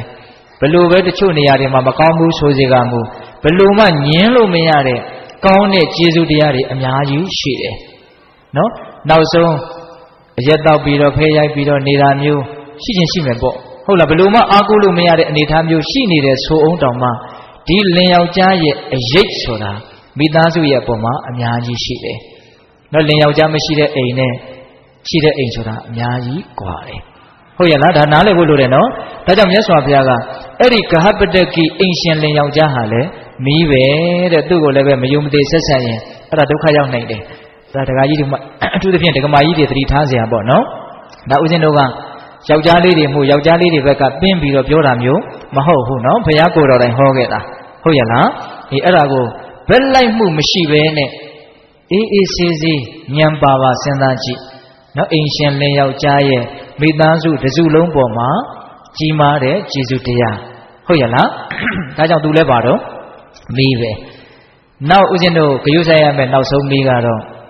သူတော်ကောင်းမီးတဲ့နော်သူတော်ကောင်းတွေကလည်းလောကကြီးပေါ်မှာကျေးဇူးများလွန်းလို့သူတော်ကောင်းတွေရဲ့ပေါ်မှာကောင်းကောင်းမွန်မွန်မဆက်ဆံဘူးကောင်းကောင်းမွန်မွန်မတုံ့ပြန်မှုဆိုရင်အဲ့ဒါလည်းမီးလို့လောင်ကျွမ်းတတ်တယ်ဟုတ်ရဲ့လားအေးငြိမ့်တဲ့ချိန်ငြိမ့်ရမယ်တောက်စေတဲ့ချိန်မှာတောက်ရမယ်ဆိုတဲ့မီးကတော့ထင်းမီးတဲ့အခုလျှက်စစ်မီးပေါ့အခုခေတ်ကြတော့ဟုတ်ရဲ့လားအေးအဲ့တော့မီးဘယ်နှမျိုးတော့9မျိုးအဲ့တော့ရှေးသူကြီးသူတော်ကောင်းတွေကတော့ဗမာရှေးလူကြီးတွေကတော့မိဘကိုမယုံမသိမလေးမစားကျေးဇူးကမ်းတယ်ဆိုရင်မိဘစိန်ရသိမ့်လိမ့်မယ်လို့ပြောတာမြတ်စွာဘုရားကတော့ဘယ်လိုပြောတာလဲမီးလို့လောင်လိမ့်မယ်လို့ပြောခဲ့တာဟုတ်ရဲ့လားဒါကြောင့်မိဘရဲ့ကျေးဇူးကိုသိဖို့မလိုဘူးလားလိုတယ်ဟုတ်ရဲ့လားအေးအဲ့တော့ဦးဇင်းတို့မိဘကျေးဇူးကိုမဆက်လို့မိဘကျေးဇူးကိုမသိလို့နော်နားလည်မှုမရှိဘဲနဲ့မိုက်မိုက်ကန်းကန်းနေရမယ်ဆိုရင်တော့နောင်တနဲ့လည်းပူရလိမ့်မယ်နော်ကိုတစ်ချိန်မှာအကြီးအကျယ်အစင်မပြေတာတွေဖြစ်တာမျိုးတေကောင်ပေါင်းလည်းဖြစ်တာမျိုးအဲ့ဒီအခြေအနေမျိုးမှာဒါမှမဟုတ်အသက်ကြီးလာပြီးမိဘတွေကမရှိတော့ဘူးဆိုတဲ့အချိန်မျိုးမှာငါလုံနိုင်ပါလျက်နဲ့လှုပ်တဲ့လှုပ်ထိုက်တဲ့လှုပ်ကိုမလှုပ်ခဲ့ရဘူးလို့နောင်တတွေနဲ့ပူလောင်စရာအကြောင်းမရှိဘူးလားရှိတာပေါ့ဒါကြောင့်ဦးဇင်းတို့သနတန္တဇတ်မှာဘုရားလောင်းသနတန္တမင်းကြီးကလူတွေမှာနောင်တတရား10မျိုးရစရာအကြောင်းရှိတယ်တဲ့နောင်တ10မျိုးဟောထားတာရှိတယ်သိလားငဲကလည်းရင်မသိပညာဥစ္စာမစုသူချစ်ကိုဖြတ်သူတတ္တသသူမယား၌ပြမဒုံမိပစ္စည်းရှိလျက်ဆိုးစီမလို့မွေးမျိုးမိဘမပြုတ်ကြနဲ့ငယ်တုန်းကစပညာမသင်ခဲ့ဘူးအဲ့ဒါကြီးရင်နောင်တရမယ်နောင်တ10မျိုးဟောရင်တရားအများကြီးရှိသွားမယ်နော်အဲ့ဒီနောင်တရစရာ10မျိုးထဲမှာမိဘကိုပြုစုမွေးမြူခြင်းမပြုခဲ့ခြင်းဒီလည်းပဲနောင်တရခြင်းရဲ့အကြောင်းတရားတစ်ခုပါတဲ့အဲ့ဒါနောက်တစ်ချိန်မှာနောင်တနဲ့ပူလောင်အောင်မိဘကိုပြုစုလုပ်ကြွေးမှုမရှိခြင်းဒီနောင်တရစေခြင်းရဲ့အကြောင်းတရားတစ်ခုလို့နားလည်ရမယ်ဟုတ်ရဲ့လားပြီးတော့ဦးဇင်းတို့ဒါကတော့မျက်မြင်လောကအမြင်အရပြောချင်တာပေါ့လေကိုကမိုက်မဲတယ်ဆိုရင်မိုက်မဲတဲ့သားသမီးလေးတွေရတတ်တယ်ကိုကမိဘအပေါ်မှာတိတ်ပြီးတော့မကြည့်ဘူးဆိုရင်အဲ့ဒါလိုပဲမိဘအပေါ်မှာတိတ်မကြည့်တဲ့သားသမီးမျိုးရတတ်တယ်ဒါဒါရိုက်ကြီးဓာတ်တိကြီးမှန်မယ်လို့တော့မဆိုလိုဘူးပေါ့လေဟုတ်ရဲ့လားဒါပေမဲ့ဦးဇင်းတို့လောကအတွေ့အကြုံရဦးဇင်းမိခင်ကြီးကအလွန်ပြောတယ်နော်ဆိုးရတဲ့သားသမီးများဟာမိဘအပေါ်မှာမကောင်းတဲ့သားသမီးများဟာသူတို့အပေါ်မှာမကောင်းတဲ့သားသမီးမျိုးတွေကြီးရတာကိုသူတော်တော်များများတွေ့ရတယ်တဲ့အဲ့ဒါသူကတော့သူ့ကိုယ်သူအမြဲတမ်းလဲဂုဏ်ယူပြီးတော့ပြောတယ်မိဘရဲ့အပေါ်မှာအင်မတန်ကောင်းတယ်ဦးဇင်းအမေကဒါကြောင့်မို့လို့သူသားသမီး9ယောက်ရှိတယ်သူ့အပေါ်မှာအင်မတန်ကောင်းတဲ့သားသမီးတွေရှိပဲသားသမီးနဲ့ပတ်သက်ပြီးတော့သူ့မှာစိတ်ဆင်းရဲတဲ့အကြောင်းမရှိဘူးလောကကြီးရဲ့အင်မတန်ဆန်းကျယ်တဲ့သဘောပေါ့နော်ကံတူအကျိုးပေးလို့ပြောရင်လည်းပဲရနိုင်ကောင်းပါရဲ့ဟုတ်ရဲ့လားဒါကြောင့်ကိုယ့်ဘဝနောင်ရီကိုယ့်ဘဝရဲ့နေဝင်ခြင်းကိုကြည့်ပြီးတော့ကိုယ့်ကိုယ်ချစ်သောအဖြစ်လည်းပဲမိဘတွေပုံမှာကောင်းတဲ့နယ်လို့ထင်တယ်ဟုတ်လားကိုယ့်ဘဝနေဝင်ခြင်းကဘယ်သူလက်ထက်နေဝင်ရမှာတော့သားသမီးတွေလက်ထက်နေဝင်ရမှာတော့ချစ်ချစ်မုံမုံစိတ်တိုင်းကြကြမကြကြဟုတ်လားအခုချိန်မှာတော့ကိုကသွားနိုင်တာနိုင်စားနိုင်တောင်းနိုင်ဆိုတော့ခတ်တင်းနေခြင်းနေလိမ့်မယ်ဒါပေမဲ့အဲ့ဒီအခြေအနေမျိုးကအမြဲတမ်းရှိမလားမရှိဘူးเนาะပစ္စည်းဥစ္စာဘယ်တော့မှပြည့်စုံသားသမီးနဲ့ကင်းပြီးတော့အနာဂတ်ဦးဇင်းတို့ဘဝနေဝင်ချိန်မှာအဆင်ပြေဖို့ဆိုတာမလွယ်ဘူး အဲ့ဒါသားသမီးကမကောင်းဘူးဆိုရင်တော့တေချာပေါစိတ်ညစ်ရမှာပဲဒါကြောင့်ကိုသားသမီးလေးတွေကိုငယ်ငယ်လေးတွေကစလိမ္မာရေးချရှိအောင်ကိုတာဝန်အပြည့်အဝရှိတယ်လုပ်ပေးရမယ်ဟုတ်ရဲ့လားအဲ့ဒါလို့လှုပ်ချင်းသည်သူ့ကိုကောင်းအောင်လုပ်ရတော့ရောက်တယ်လို့ကိုလည်းကောင်းအောင်လုပ်ပြီးသားမရောက်ဘူးလားရောက်တယ်ဟုတ်ရဲ့လားအေးအခုတနည်းပြောပြန်ပြီနော်မိဘအပေါ်မှာကောင်းခြင်းတည်မလဲကိုယ့်အပေါ်မှာကောင်းတဲ့သားသမီးမျိုးရနိုင်တယ်မိဘအပေါ်မှာမကောင်းသောအဖြစ်ကိုယ့်အပေါ်မှာမကောင်းတဲ့သားသမီးတွေလည်းရတတ်တယ်ဘုရားရှင်ကဒါလေးကိုပြောတော့ဇတ်တော်လေးတစ်ပုဒ်ကိုအမှတ်ရတယ်သိလားဇတ်တော်လေးတစ်ပုဒ်ပြောပြခြင်းနဲ့ဏိကုံးကျုပ်နော်ဘာပြောခြင်းလဲဆိုတော့သားဖ2ယောက်ရှိတယ်သားဖ2ယောက်ရှိတယ်ဖေကြီးကသားကိုအင်မတန်ချစ်တယ်အဲ့ဒါနဲ့ငါသားမင်းအိမ်အောင်ပြုတော့အဖေကိုပြုစုလုပ်ကြွေးအောင်မယ်အိမ်အောင်ပြုသေးဘူးပေါ့အဲ့လိုပြောတဲ့အခါကျတော့မရဘူးဖေကြီးကဇွတ်တခါတည်းရွာထဲကအမျိုးသမီးတစ်ယောက်နဲ့သူ့သားကိုပေးစားတယ်အဲ့တော့အိမ်အောင်ကြသွားရောနောက်တော့သူတဖြည်းဖြည်းနဲ့ကြီးလာတဲ့အခါကျတော့ဒီအဖိုးကြီးကိုချွေးမကမကြည်ပြူမကြည်ပြူတော့ဘူးမကြည်ပြူတဲ့အခါကျတော့ဒီယောက်ျားကိုအမြဲတမ်းသူကတိုက်တယ်ပေါ့ဖေကြီးနဲ့သားရဲ့ကြားအောင်အဲ့လိုပြောပါများတော့တင်းငုတ်တောင်တိုက်ပါများရင်နေသေးတာကိုဟုတ်ရလားအဲ့ဒီတော့ဘာဖြစ်တုံဆိုတော့ဖေးပေါ်မှာသားကလည်းအမြင်မကြည်တော့အဲ့လိုနဲ့နေလာရင်းနဲ့သူတို့မှသားလေးတစ်ယောက်မွေးလာတယ်အဲ့ဒီသားလေးကလည်းနည်းနည်းတဖြည်းဖြည်းနဲ့ကြီးလာတဲ့အရွယ်ရောက်လာတယ်ပေါ့နော်9နှစ်သား10နှစ်သားလေးအရွယ်ရောက်လာတယ်အဲ့ဒီအချိန်မှာပဲအကြီးကျယ်ပေါက်ကွဲရတယ်မိမဖြစ်တဲ့လူကရှင့်ဖေကိုအသေးသက်ရင်တတ်မတတ်ရင်ကျမဒီအင်အားဆင်းမယ်ဒါမျိုးဖြစ်လာတယ်အဲ့ဒါနဲ့သားကလည်းဘယ်လောက်ထိမိုက်တုံဆိုတော့ကဲအဲ့လိုဆိုရင်ငါအဖေကိုတတ်မယ်ဆိုရင်ဘယ်လိုတတ်ရမလို့တင်းကြံကုန်းခေါ်သွားတဲ့တောထဲကိုခေါ်သွားတဲ့ဖေကြီးကလည်းပဲအိုကြီးဆိုတော့ဘာမှမလုပ်နိုင်တော့ဘူးအဲ့ဒါတွင်းတူးပြီးတော့အဲ့ဒီတွင်းထဲကိုထည့်ပြီးတော့ပေါက်ပြားနဲ့လာတခါတည်းထုတက်ပြီးတော့မြုပ်ထားခဲ့လို့အဲ့တိုင်ခိုင်းတာအဲ့ဒါနဲ့သားဖြစ်တဲ့လူကကောင်းပြီဆိုပြီးတော့ဖေကြီးကိုလှဲပေါ်တင်ပြီးတော့တင်းကြံကိုခေါ်တယ်အဲ့မှာသားပေါက်စလေးကသူတို့သားလေးကအဖေနဲ့အမေနဲ့ကဒီသူ့အဖိုးကိုတတ်မယ်လို့တိုင်မင်းနေတာကိုသူကနားထောင်ပြီးချောင်းပြီးတော့နားထောင်တော့ကြားတယ်အဲ့ဒါနဲ့အဲ့ဒီသားလေးကပညာရှိတယ်ဉာဏ်ရှိတယ်ဒီတိုင်းဆိုရင်တော့ငါအဖေဟာအဖေတတ်တဲ့ကံကြီးထိုက်ပြီးတော့အကြီးအကျယ်ဒုက္ခရောက်မှာပဲမဖြစ်စေရဘူးငါတားဆီးမယ်ဒါပေမဲ့ဒီတိုင်းငါတားရင်တော့ငါအားနဲ့လည်းရမှာမဟုတ်အကြောင်းဥပေတမီနဲ့ငါတားမယ်ဆိုပြီးတော့အဖေကျုပ်လည်းလိုက်မယ်ဘယ်လို့မှတားလို့မရဘူးအဲ့ဒါလှဲပေါ်သူကလိုက်သွားတယ်အဲ့ကလေးကအဲ့ဒါဒီယောက်ျားကဒီသားကလည်းကောင်းပြီဆိုသူ့သားကိုခေါ်ပြီးတော့မြေဖို့သားဖ3ယောက်ပေါ့လေသွားကြတာအဲ့ဒါနဲ့ဖေကြီးမြင်ပါဆိုလို့ဖေကြီးကိုလှဲပေါ်တင်လှဲချွတ်ပြီးတော့တခါတည်းတွင်းကြီးတူးတယ်တွင်းတူးတဲ့အခါကျတော့သားကမေးတယ်အဖေဒီတွင်းကဘာလို့မလို့တော့ဖို့ငါအဖေကိုမြုပ်မလို့ကွာအဲ့လိုပြောတဲ့အခါကျတော့ဖေကတူးရတာမပြီးသေးတော့မောပြီးတော့နားတဲ့အချိန်မှာသားကအဲ့ဒီပေါက်ပြားယူပြီးတော့ဟိုးအနာလေးမှာခက်လန်းလန်းမှာတခါသားကလည်းအတင်းတူးတယ်တွေ့တူးတဲ့အခါကျတော့ငါသားမင်းဘာလို့မလို့အဲ့တွင်တူးတာတော့ကျွန်တော်လည်းအဖေလမ်းစဉ်လိုက်ရမယ်အဖေကအဖေရဲ့အဖေကိုမြုပ်တယ်လို့ကျွန်တော်ကလည်းအဖေကိုမြုပ်ဖို့အတွက်ဒီတွင်ကိုတူးတာဒီနေ့စဉ်းစားတော့ဟုတ်ရလားဘာလဲသူ့အဖေမြုပ်ဖို့သူကတူးတယ်လို့သူ့သားကလည်းသူ့ကိုမြုပ်ဖို့တွင်တူးတာအဲ့ဒီချိန်မှာသူတော်တော်လန့်သွားခမင်းဘာတွေပြောတာတော့ပေါ့ဟုတ်တယ်လေခမင်းလည်းခမင်းအဖေကိုခမင်းမှုတ်ကျုပ်လည်းကျုပ်အဖေကိုကျုပ်မြုပ်အဲ့လိုပြောတော့မှသူတော်တော်ထိတ်လန့်သွားတယ်ငါသားဒါမလုပ်ကောင်းဘူးခမင်းအဲ့လိုပြောသလားပေါ့တကယ်တမ်းကကျုပ်ကဒါတွေကိုတကယ်လှုပ်ချင်လို့မဟုတ်တကယ်စိတ်ကူးရှိတာမဟုတ်အဖေကိုစဉ်းစားမိအောင်လို့ပြောတာကိုယ့်ပေါ်မှာကျေးဇူးကြီးလာတဲ့အဖေကိုဒီအမေရဲ့စကားကိုနားထောင်ပြီးတော့ခမင်းဒီလိုလုပ်တာကောင်းလားလို့အဲ့ဒီမှာသူလက်တွေ့ဆုံးမတာအဲ့တော့ဦးဇင်းတို့ကဒီဇတ်တော်လေးကိုဘာကြောင့်အမှတ်ရတာလဲဆိုတော့ကိုယ့်အဖေကိုမြုပ်ဖို့ကြိုးစားတော့ကိုယ့်သားတွေကလည်းကိုယ့်ကိုပြန်ပြီးတော့မြုပ်ဖို့ကြိုးစားကြတာပဲဒီဥပမာတူစွာပဲဟုတ်ရလားခုလူတွေကစုံရည်ဆိုပြီးတော့ပြန်ပြီးတော့ဆံဖို့ကိုမကြိုးစားဘူးဟုတ်တယ်မဟုတ်လားမိဘကသားသမီးကိုချစ်တယ်အဲ့ဒီသားသမီးကလည်းသူ့သားသမီးကိုချစ်တယ်အဲ့ဒီသားသမီးကလည်းသူ့သားသမီးကိုချစ်တယ်အပေါ်ကိုပြန်တက်လာတဲ့လူကိုမရှိဘူးအဲ့တော့ကိုယ်ကလည်းပဲစုံရည်ဆိုပြီးတော့အကြောင်းပြပြီးတော့မဆံမဲနဲ့စုံဆင်းသွားမယ်ဆိုရင်တော့သားသမီးတွေကလည်းစုံရည်ဆိုပြီးတော့အောက်ကိုပဲဆက်ပြီးတော့ဆင်းသွားမှာပဲဟုတ်တယ်မဟုတ်လားအဲ့တော့ဒီစုံရည်ဆိုတဲ့သဘောကြီးကဆံလို့မရဘူးလားရတာပေါ့ကိုယ့်ပုံမှာပဲမူတည်တာပဲမဟုတ်လားအဲ့ဒါကိုက ဆံရည်ဖြစ်အောင်ကြိုးစားမယ်ဆိုရင်ကိုသားသမီးတွေကလည်းပဲကိုလမ်းစဉ်ကိုလိုက်အတုမြင်အတက်တင်ပြီးတော့ကိုယ့်ရဲ့စိတ်ဓာတ်ကိုလေးစားအားကျပြီးတော့ဟုတ်ရလားကိုယ့်ရဲ့အတုတွေကိုလိုက်မလာပြီဘူးလားလိုက်လာမယ်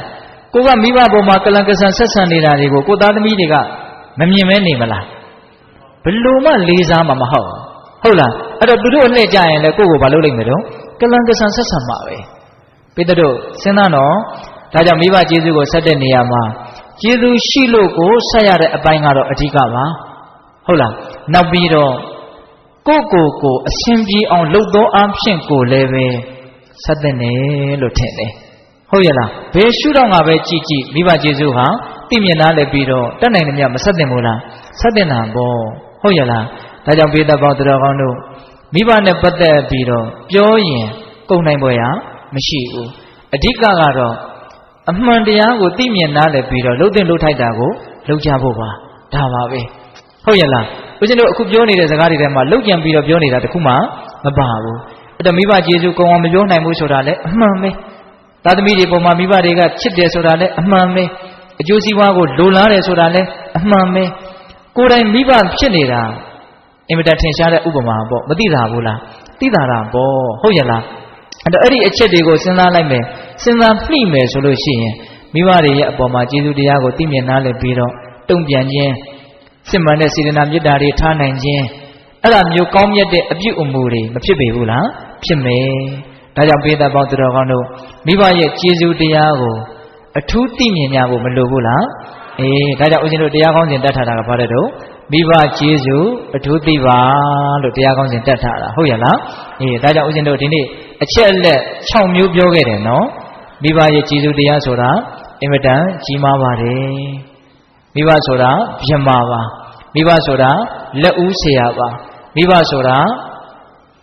အိမ်ဦးနတ်ပါဟုတ်ရလားမိဘဆိုတာမြတ်သောအလှူခံပုဂ္ဂိုလ်ပါဒါတွေကိုဦးဇင်းတို့အကျေချက်ပြီးတော့မပြောဘူးနော်ကိုယ့်ဘောမှာအင်မတန်ကောင်းတဲ့အတွက်ကြောင့်မိဘဆိုတာဘာတော့ကိုယ့်အတွက်ကုသိုလ်မျိုးစေ့ကိုအင်မတန်ကြီးထွားခွင့်ပေးတဲ့အနေအထားမှာမရှိဘူးလားရှိတယ်ဒါကြောင့်မိဘရဲ့ကျေးဇူးတရားတွေကိုအဲ့လိုသိမြင်နားလည်ပြီးတော့ကျေးဇူးတရားတွေမကဘူးကျွေးဆိုတဲ့ပုံတရံတစ်မျိုးနဲ့တောင်မှကိုယ့်ဘောမှာတင်းနေတယ်ဆိုတဲ့အဆင့်ထိနားလည်ထားဖို့မလိုဘူးလားကျွေးဟောင်းဆက်ရတယ်ကျွေးသစ်ချရတယ်ရွှေအိုးမြုပ်ရတယ်ဆိုတဲ့စကားကိုထောက်ပါဂေါရမီထေရီကြီးပြောထားတဲ့မြတ်စွာဘုရားတပည့်တော်ပေါ်မှာအရှင်ဘုရားကျွေးကြည်ပါပြီဆိုတဲ့စကားကိုလည်းထောက်ထားပါအဲ့ဒါကျွေးတွေပဲမဟုတ်လားကျေးဇူးတွေရှိတယ်ကျွေးတွေရှိတယ်ဆိုရင်ရိုးသားတဲ့စိတ်သာရှိပါစေပြန်ဆက်ခြင်းတဲ့စိတ်ရှိကိုရှိရလိမ့်မယ်ဟုတ်ရလားဒါကြောင့်ပြန်ဆက်ဖို့မလိုဘူးလားလိုတယ်အဲ့ဒါလိုပြန်ဆက်ခြင်းဒီပင်နဲ့ဒါသူတော်ကောင်းတို့ရဲ့လမ်းစဉ်မှာကျေးဇူးဆိုတာမဖြစ်မနေဆက်ကြရမှာပါဟုတ်ရလားအဲ့ဒါလိုနားလည်ပြီးတော့ဘယ်လိုဆက်ကြမလဲမိဘတွေအစင်မပြေတဲ့အထိထိုင်ဆောင်နေမလားဒါမှမဟုတ်ရင်ကိုယ့်ရဲ့မပြည့်နိုင်တဲ့မဆုံးနိုင်တဲ့လောဘရဲ့အလိုပြည့်တဲ့အထိငါအခြေအနေကောင်းမှပဲဆက်တော့မယ်ဆိုပြီးတော့ကိုယ်အခြေအနေကောင်းတဲ့အထိထိုင်ဆောင်နေမလားဟုတ်ရလားဒါမှမဟုတ်လောလောဆယ်အခြေအနေမှာကိုအကောင်းဆုံးဖြစ်အောင်လုပ်မလားမစဉ်းစားတဲ့မို့လားစဉ်းစားတဲ့နဲ့အဲ့လိုနီးနေမိဘပေါ်မှာဆက်ရမယ်ကျေးဇူးဆက်ရမယ်နောက်ဆုံးကိုကကြက်တဲလွန်းလို့မတတ်နိုင်ဘူးဆိုရင်တောင်မှအ ਨੇ ဆုံးတော့ချိုတဲ့စကားအေးတဲ့မေတ္တာတော့ပေးနိုင်ရမယ်ဟုတ်ရလားပေးနိုင်ရမယ်အဲ့ဒီတည်းမှာအကောင်းဆုံးကျေးဇူးဆက်နည်းကတော့တရားတရားမရှိတဲ့မိဘကိုတရားတရားရှိအောင်ပြောပေးနိုင်ရမယ်သီလမရှိတဲ့မိဘကိုသီလရှိအောင်ပြောပေးနိုင်ရမယ်ဟုတ်လားပြီးတော့ပါတော့စွန့်ကြဲမှုစာကမရှိတဲ့ဝင်တူတဲ့မိဘကိုစွန့်ကြဲမှုစာကရှိအောင်ပြောပေးနိုင်ရမယ်အဲ့ဒါအကောင်းဆုံးကျေးဇူးဆက်နေပါတဲ့ဟုတ်ရလားအဲ့ဒါလို့ကျေးဇူးတရားကိုသိမြင်နားလည်ပြီးတော့ကျေးဇူးဆက်ကြမယ်ဆိုလို့ရှိရင်ဒီဘဝတင်ကိုချမ်းသာမှာပါတရားမင်းဖြစ်ကြောင်းအကြောင်းတရားပါဟုတ်ရလားမိဘရဲ့မေတ္တာနဲ့မေတ္တာတွေတပတ်လည်ပြီးတော့အင်မတန်ကြက်တည်ရှိတဲ့အေးချမ်းတဲ့အိမ်တအိမ်ဖြစ်လာနိုင်တယ်ဟုတ်ရလားကိုယ့်ရဲ့မွန်မြတ်တဲ့ဒီစေတနာတို့ရဲ့အကျိုးပေးကိုဒီဘဝတည်းမခံစားရပြီဘူးလားခံစားရလိမ့်မယ်နောက်တစ်ချိန်မှာနောက်တရရအကြောင်းလည်းမရှိဘူးဟုတ်ရလားအဲ့ဒါလို့အမျိုးမျိုးသောအကျိုးတရားတွေကိုလည်းမျှော်ကိုးပြီးတော့ကျေးဇူးတရားကိုဆက်ဖို့မလိုဘူးလားလိုပါတယ်အကယ်၍ကျေးဇူးကိုမဆက်တဲ့အပြင်ကမ်းမယ်ဆိုရင်တော့ကျေးဇူးတရားကိုအတိအမှတ်မပြုတ်နိုင်ဘူးဆိုရင်တော့ဒေသပေါင်းသူတော်ကောင်းတို့ဘာဖြစ်နိုင်လို့မီးလို့လောင်ကျွမ်းခြင်းကိုခံရစေနိုင်တယ်ကိုယ့်ရဲ့ဘဝဟာအင်မတန်ပူပူလောင်လောင်ဖြစ်လိမ့်မယ်ဟုတ်ရလား တခါတလေစိတ်ဆင်းရဲတာကပဂတိမီးကိုကြိုက်မိတာတဲ့တောင်အခါရခက်တာမျိုးရှိတယ်မို့လားဒါကြောင့်ဘဝမှာအစင်မပြေခြင်းဆိုတဲ့မီးတွေအလောင်းမခံရအောင်မိဘကိုဂယုတစိုက်တမျက်တနူးတန်ဖိုးထားပြီးတော့ဆက်ဆံကြဖို့မလိုဘူးလားလိုတယ်ဒါအပြစ်တရားတွေကိုပြောနေတာနော်မိဘကိုကျေးဇူးမဆက်ကျေးဇူးမသိဘူးဆိုရင်ဟုတ်ရလားအဲ့တော့ဦးဇင်းတို့ကိုလိုသားသမီးမျိုးရတတ်တယ်ဆိုတာကိုလည်းပဲယုံကြည်သောအဖြစ်ဒါကတော့ဦးဇင်းတို့အထင်ကလေးကိုပြောတာပါဟုတ်ရလားကိုကကျေးဇူးတရားနာလဲမိဘကျေးဇူးကိုသိအဲ့ဒါလိုအသိဉာဏ်ရှိတဲ့ကျေးဇူးတရားသိတဲ့လူမျိုးဖြစ်မှကိုသားသမီးကလည်းပဲကျေးဇူးတရားနာလဲကျေးဇူးသိအသိဉာဏ်ရှိတဲ့သားသမီးမျိုးလေးတွေရမှာဟုတ်ရလားအဲ့ဒါလိုစဉ်းစားပြီးတော့ကိုဘဝရှိရေးကိုတွေးသောအဖြစ်လည်းပဲမိဘတွေရဲ့အပေါ်မှာတတ်နိုင်မြတ်ကောင်းကြဖို့မလိုဘူးလားလိုပါတယ်ဟုတ်ရလားဒါကြောင့်ဘေးသက်ပေါင်းသူတော်ကောင်းတို့ဒီကနေ့ညဦးဇင်းတို့အချက်အလက်6ခုနဲ့ဘေးသက်ပေါင်းသူတော်ကောင်းတို့ကိုမိဘနဲ့သားသမီးရဲ့ကြားမှာထားရှိရမယ့်စိတ်ထားကလေးတွေကိုတတ်နိုင်မြတ်ဒါပြောလိုက်ပါတယ်ဟုတ်ရလားတတ်နိုင်မြတ်ပြောလိုက်ပါတယ်ကောင်းကွက်ကိုသာစုံအောင်ကြည်ပါငါဘာလုပ်ရမလဲဆိုတာကိုကိုဆုံးဖြတ်ချက်ချပြီးသားဖြစ်သွားပါလိမ့်မယ်တပတ်ပေါက်လားဦးဇင်းပြောတာနော်ကောင်းကွက်ကိုတော့မျက်နှာမလွှဲနဲ့နော်အဲ့ဒါကိုတော့မျက်ွယ်မပြုတ်နဲ့မိဘတွေကကိုယ့်ပုံမှာကောင်းတယ်ဆိုတာဘယ်လိုမှညင်းလို့မရဘူးအဲ့ဒါဒစိမ့်စိမ့်သာတွေးနော်ငွေကလေးကစပြီးတော့ဒီကနေ့အချိန်ထိမိဘတွေရဲ့ကိုယ့်ပုံမှာတင်ရှိနေတဲ့ကျေးဇူးတရားထားရှိထားတဲ့စေတနာချစ်ခင်မြတ်နိုးတဲ့မေတ္တာဒါတွေကိုသိအောင်မလုပ်ရမလို့ကြိုးစားရမယ်မရှိတဲ့အရာကိုသိအောင်လုပ်ရတာအင်မတန်ခက်တယ်ရှိတဲ့အရာကိုသိအောင်လုပ်ရတာဘာမှခက်ခဲမှုမရှိပါဘူးသိအောင်မလုပ်ကြလို့သာမသိကြတာသဘောပေါက်ရဲ့လားဦးဇင်းပြောတာပေါ့အဲ့တော့မိဘရဲ့မေတ္တာစေနာကျေးဇူးတရားတွေကတကယ်အရှိတရားတွေပဲမဟုတ်လားဟုတ်လားအဲ့ဒါလေးကိုဒစိမ့်စိမ့်ပြန်စဉ်းစားလိုက်ရင်ပေါ်မလာပြီဘူးလားအဲ့ဒါလို့ငါပေါ်မှာအင်မတန်ကောင်းတာငါပေါ်မှာအင်မတန်ကောင်းတာလို့သိရခြင်းဒီပဲလေငါပြန်ကောင်းမှဖြစ်မယ်ငါပြန်ကောင်းမှဖြစ်မယ်ဆိုတဲ့အတွေးကိုမဖြစ်စေဘူးလားဖြစ်မယ်အဲ့ဒါလို့ဆိုရင်မိဘတွေအစင်မပြေသေးအထိစောင့်နေပါမလားမစောင့်တော့ဘူးစားရမရှိလို့သွားကြွေးတာမဟုတ်ဘူးနော်စိတ်ပိုင်းဆိုင်ရာကြည်နူးမှုကိုရစေခြင်းတယ်မိဘတွေကိုစိတ်ချမ်းသာမှုဖြစ်စေခြင်းတယ်ကိုယ်တိုင်လည်းပဲကုသိုလ်တွေရစေခြင်းတယ်ကိုယ့်ရဲ့လုပ်အားလေးနဲ့ကိုယ့်ရဲ့အစွမ်းလေးနဲ့ဖြစ်ထားတဲ့ဒီစားဝယ်တောက်ဖွဲ့ဝတ်ဖွဲ့ကလေးတွေတွားပေးရတာဘယ်လောက်ကြည်နူးစရာကောင်းလဲဟုတ်တယ်မဟုတ်လားဒါကြောင့်ပေးသက်ပေါင်းတော်တော်တို့အလေးထားပြီးတော့ပြောချင်တာကတော့လက်တွေ့ကြတာကိုပဲပြောချင်တယ်မိဘတွေကိုအစင်မပြေတဲ့အထိထိုင်ပြီးတော့စောင့်မနေပါနဲ့ဟုတ်ရဲ့လားနော်ပြီးတော့ဘာတော့ကိုအစင်ပြေခြင်းတလောက်ကြီးပြေသည်အထိလည်းပဲထိုင်ပြီးတော့စောင့်မနေပါနဲ့ဘာမှမတတ်နိုင်ဘူးဆိုရင်လည်းပဲအ ਨੇ ဆုံးချိုတဲ့စကားအေးတဲ့မေတ္တာတော့ပေးပါဒါကလေးကတော့ဦးဇင်းကအနှစ်အနေနဲ့ပြောခြင်းတယ်ဟုတ်ရဲ့လားဒါကြောင့်ပေးသက်ပေါင်းတော်ကောင်းတို့ကြီးမားလှတဲ့မိဘတို့ရဲ့ကျေးဇူးတရားမေတ္တာတရားကိုပြန်လည်တုံ့ပြန်သောအဖြစ်မြတ်စွာဘုရားရဲ့စကားတော်ကိုလိုက်နာကြတဲ့ကိုချမ်းသာအောင်ပြုနိုင်ကြတဲ့သူတော်ကောင်းတွေဖြစ်ကြပါစေလို့ဦးဇင်းတို့ဆန္ဒပြုပြီးတော့မေတ္တာပို့ပြီးတော့အဆုံးသတ်ကြရအောင်ဦးဇင်းတို့တရားဟောတာတနာရီနဲ့15မိနစ်ရှိသွားပြီနော်ဒါကြောင့်ပေးသက်ပေါင်းသူတော်ကောင်းတို့စကားတွေကတော့ထက်နေတယ်ဒါပထမဦးဆုံးဟောတာပဲမိဘမေတ္တာနော်ဒါကြောင့်ဦးဇင်းတို့မိဘကျေးဇူးအထူးသိပါတဲ့မေတ္တာပို့ပြီးတော့အဆုံးသတ်ကြရအောင်နော်ဘဝတုသဗ္ဗမင်္ဂလာရက္ခန္တုသဗ္ဗဒေဝတာသဗ္ဗဗုဒ္ဓ ानु ဘာဝေနတရာဒုက္ခိဘောတုတေဘဝတုသဗ္ဗမင်္ဂလာရက္ခန္တုသဗ္ဗဒေဝတာသဗ္ဗသံဃာ ानु ဘာဝေနတရာဒုက္ခိဘောတုတေဘဝတုသဗ္ဗမင်္ဂလာရက္ခန္တုသဗ္ဗဒေဝတာသဗ္ဗသံဃာ ानु ဘာဝေနတရာဒုက္ခိဘောတုတေတေတုံမာကသင်တရားနာပိသပေါင်းသူတော်ကောင်းတို့ဇာတာအလုံးသောတတ္တဝါနန္ဒတို့အားသဗ္ဗမင်္ဂလာလောကီလောကုတ္တရာကောင်းဆိုသမျှမင်္ဂလာဝဝတိဘဝတုကောင်းစွာမသွေဖြစ်တော်မူကြပါစေတည်းသဗ္ဗဒေဝတာမိမိတို့ခန္ဓာကိုယ်မှာစောင့်ကြနေကြကုန်သောနတ်မိမိတို့အိမ်မှာစောင့်ကြနေကြကုန်သောနတ်မိမိတို့သာနာမိမိတို့ကဘာမှာစောင့်ကြနေကြကုန်သောဓမ္မယနာကောင်းနာပေါင်းတို့ကလည်းပဲရက္ခန္တုကောင်းစွာမသွေစောင့်ရှောက်တော်မူနိုင်ကြပါစေတည်း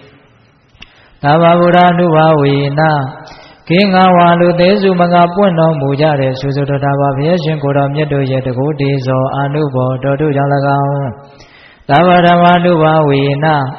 မဲလီရန်ဖူလီရန်နိဗ္ဗာန်ပရိယတိယဆိုသောစေတံသောတရားတော်မြတ်တို့ရဲ့တကုတေသောအာနုဘောတော်တို့ကြောင့်၎င်း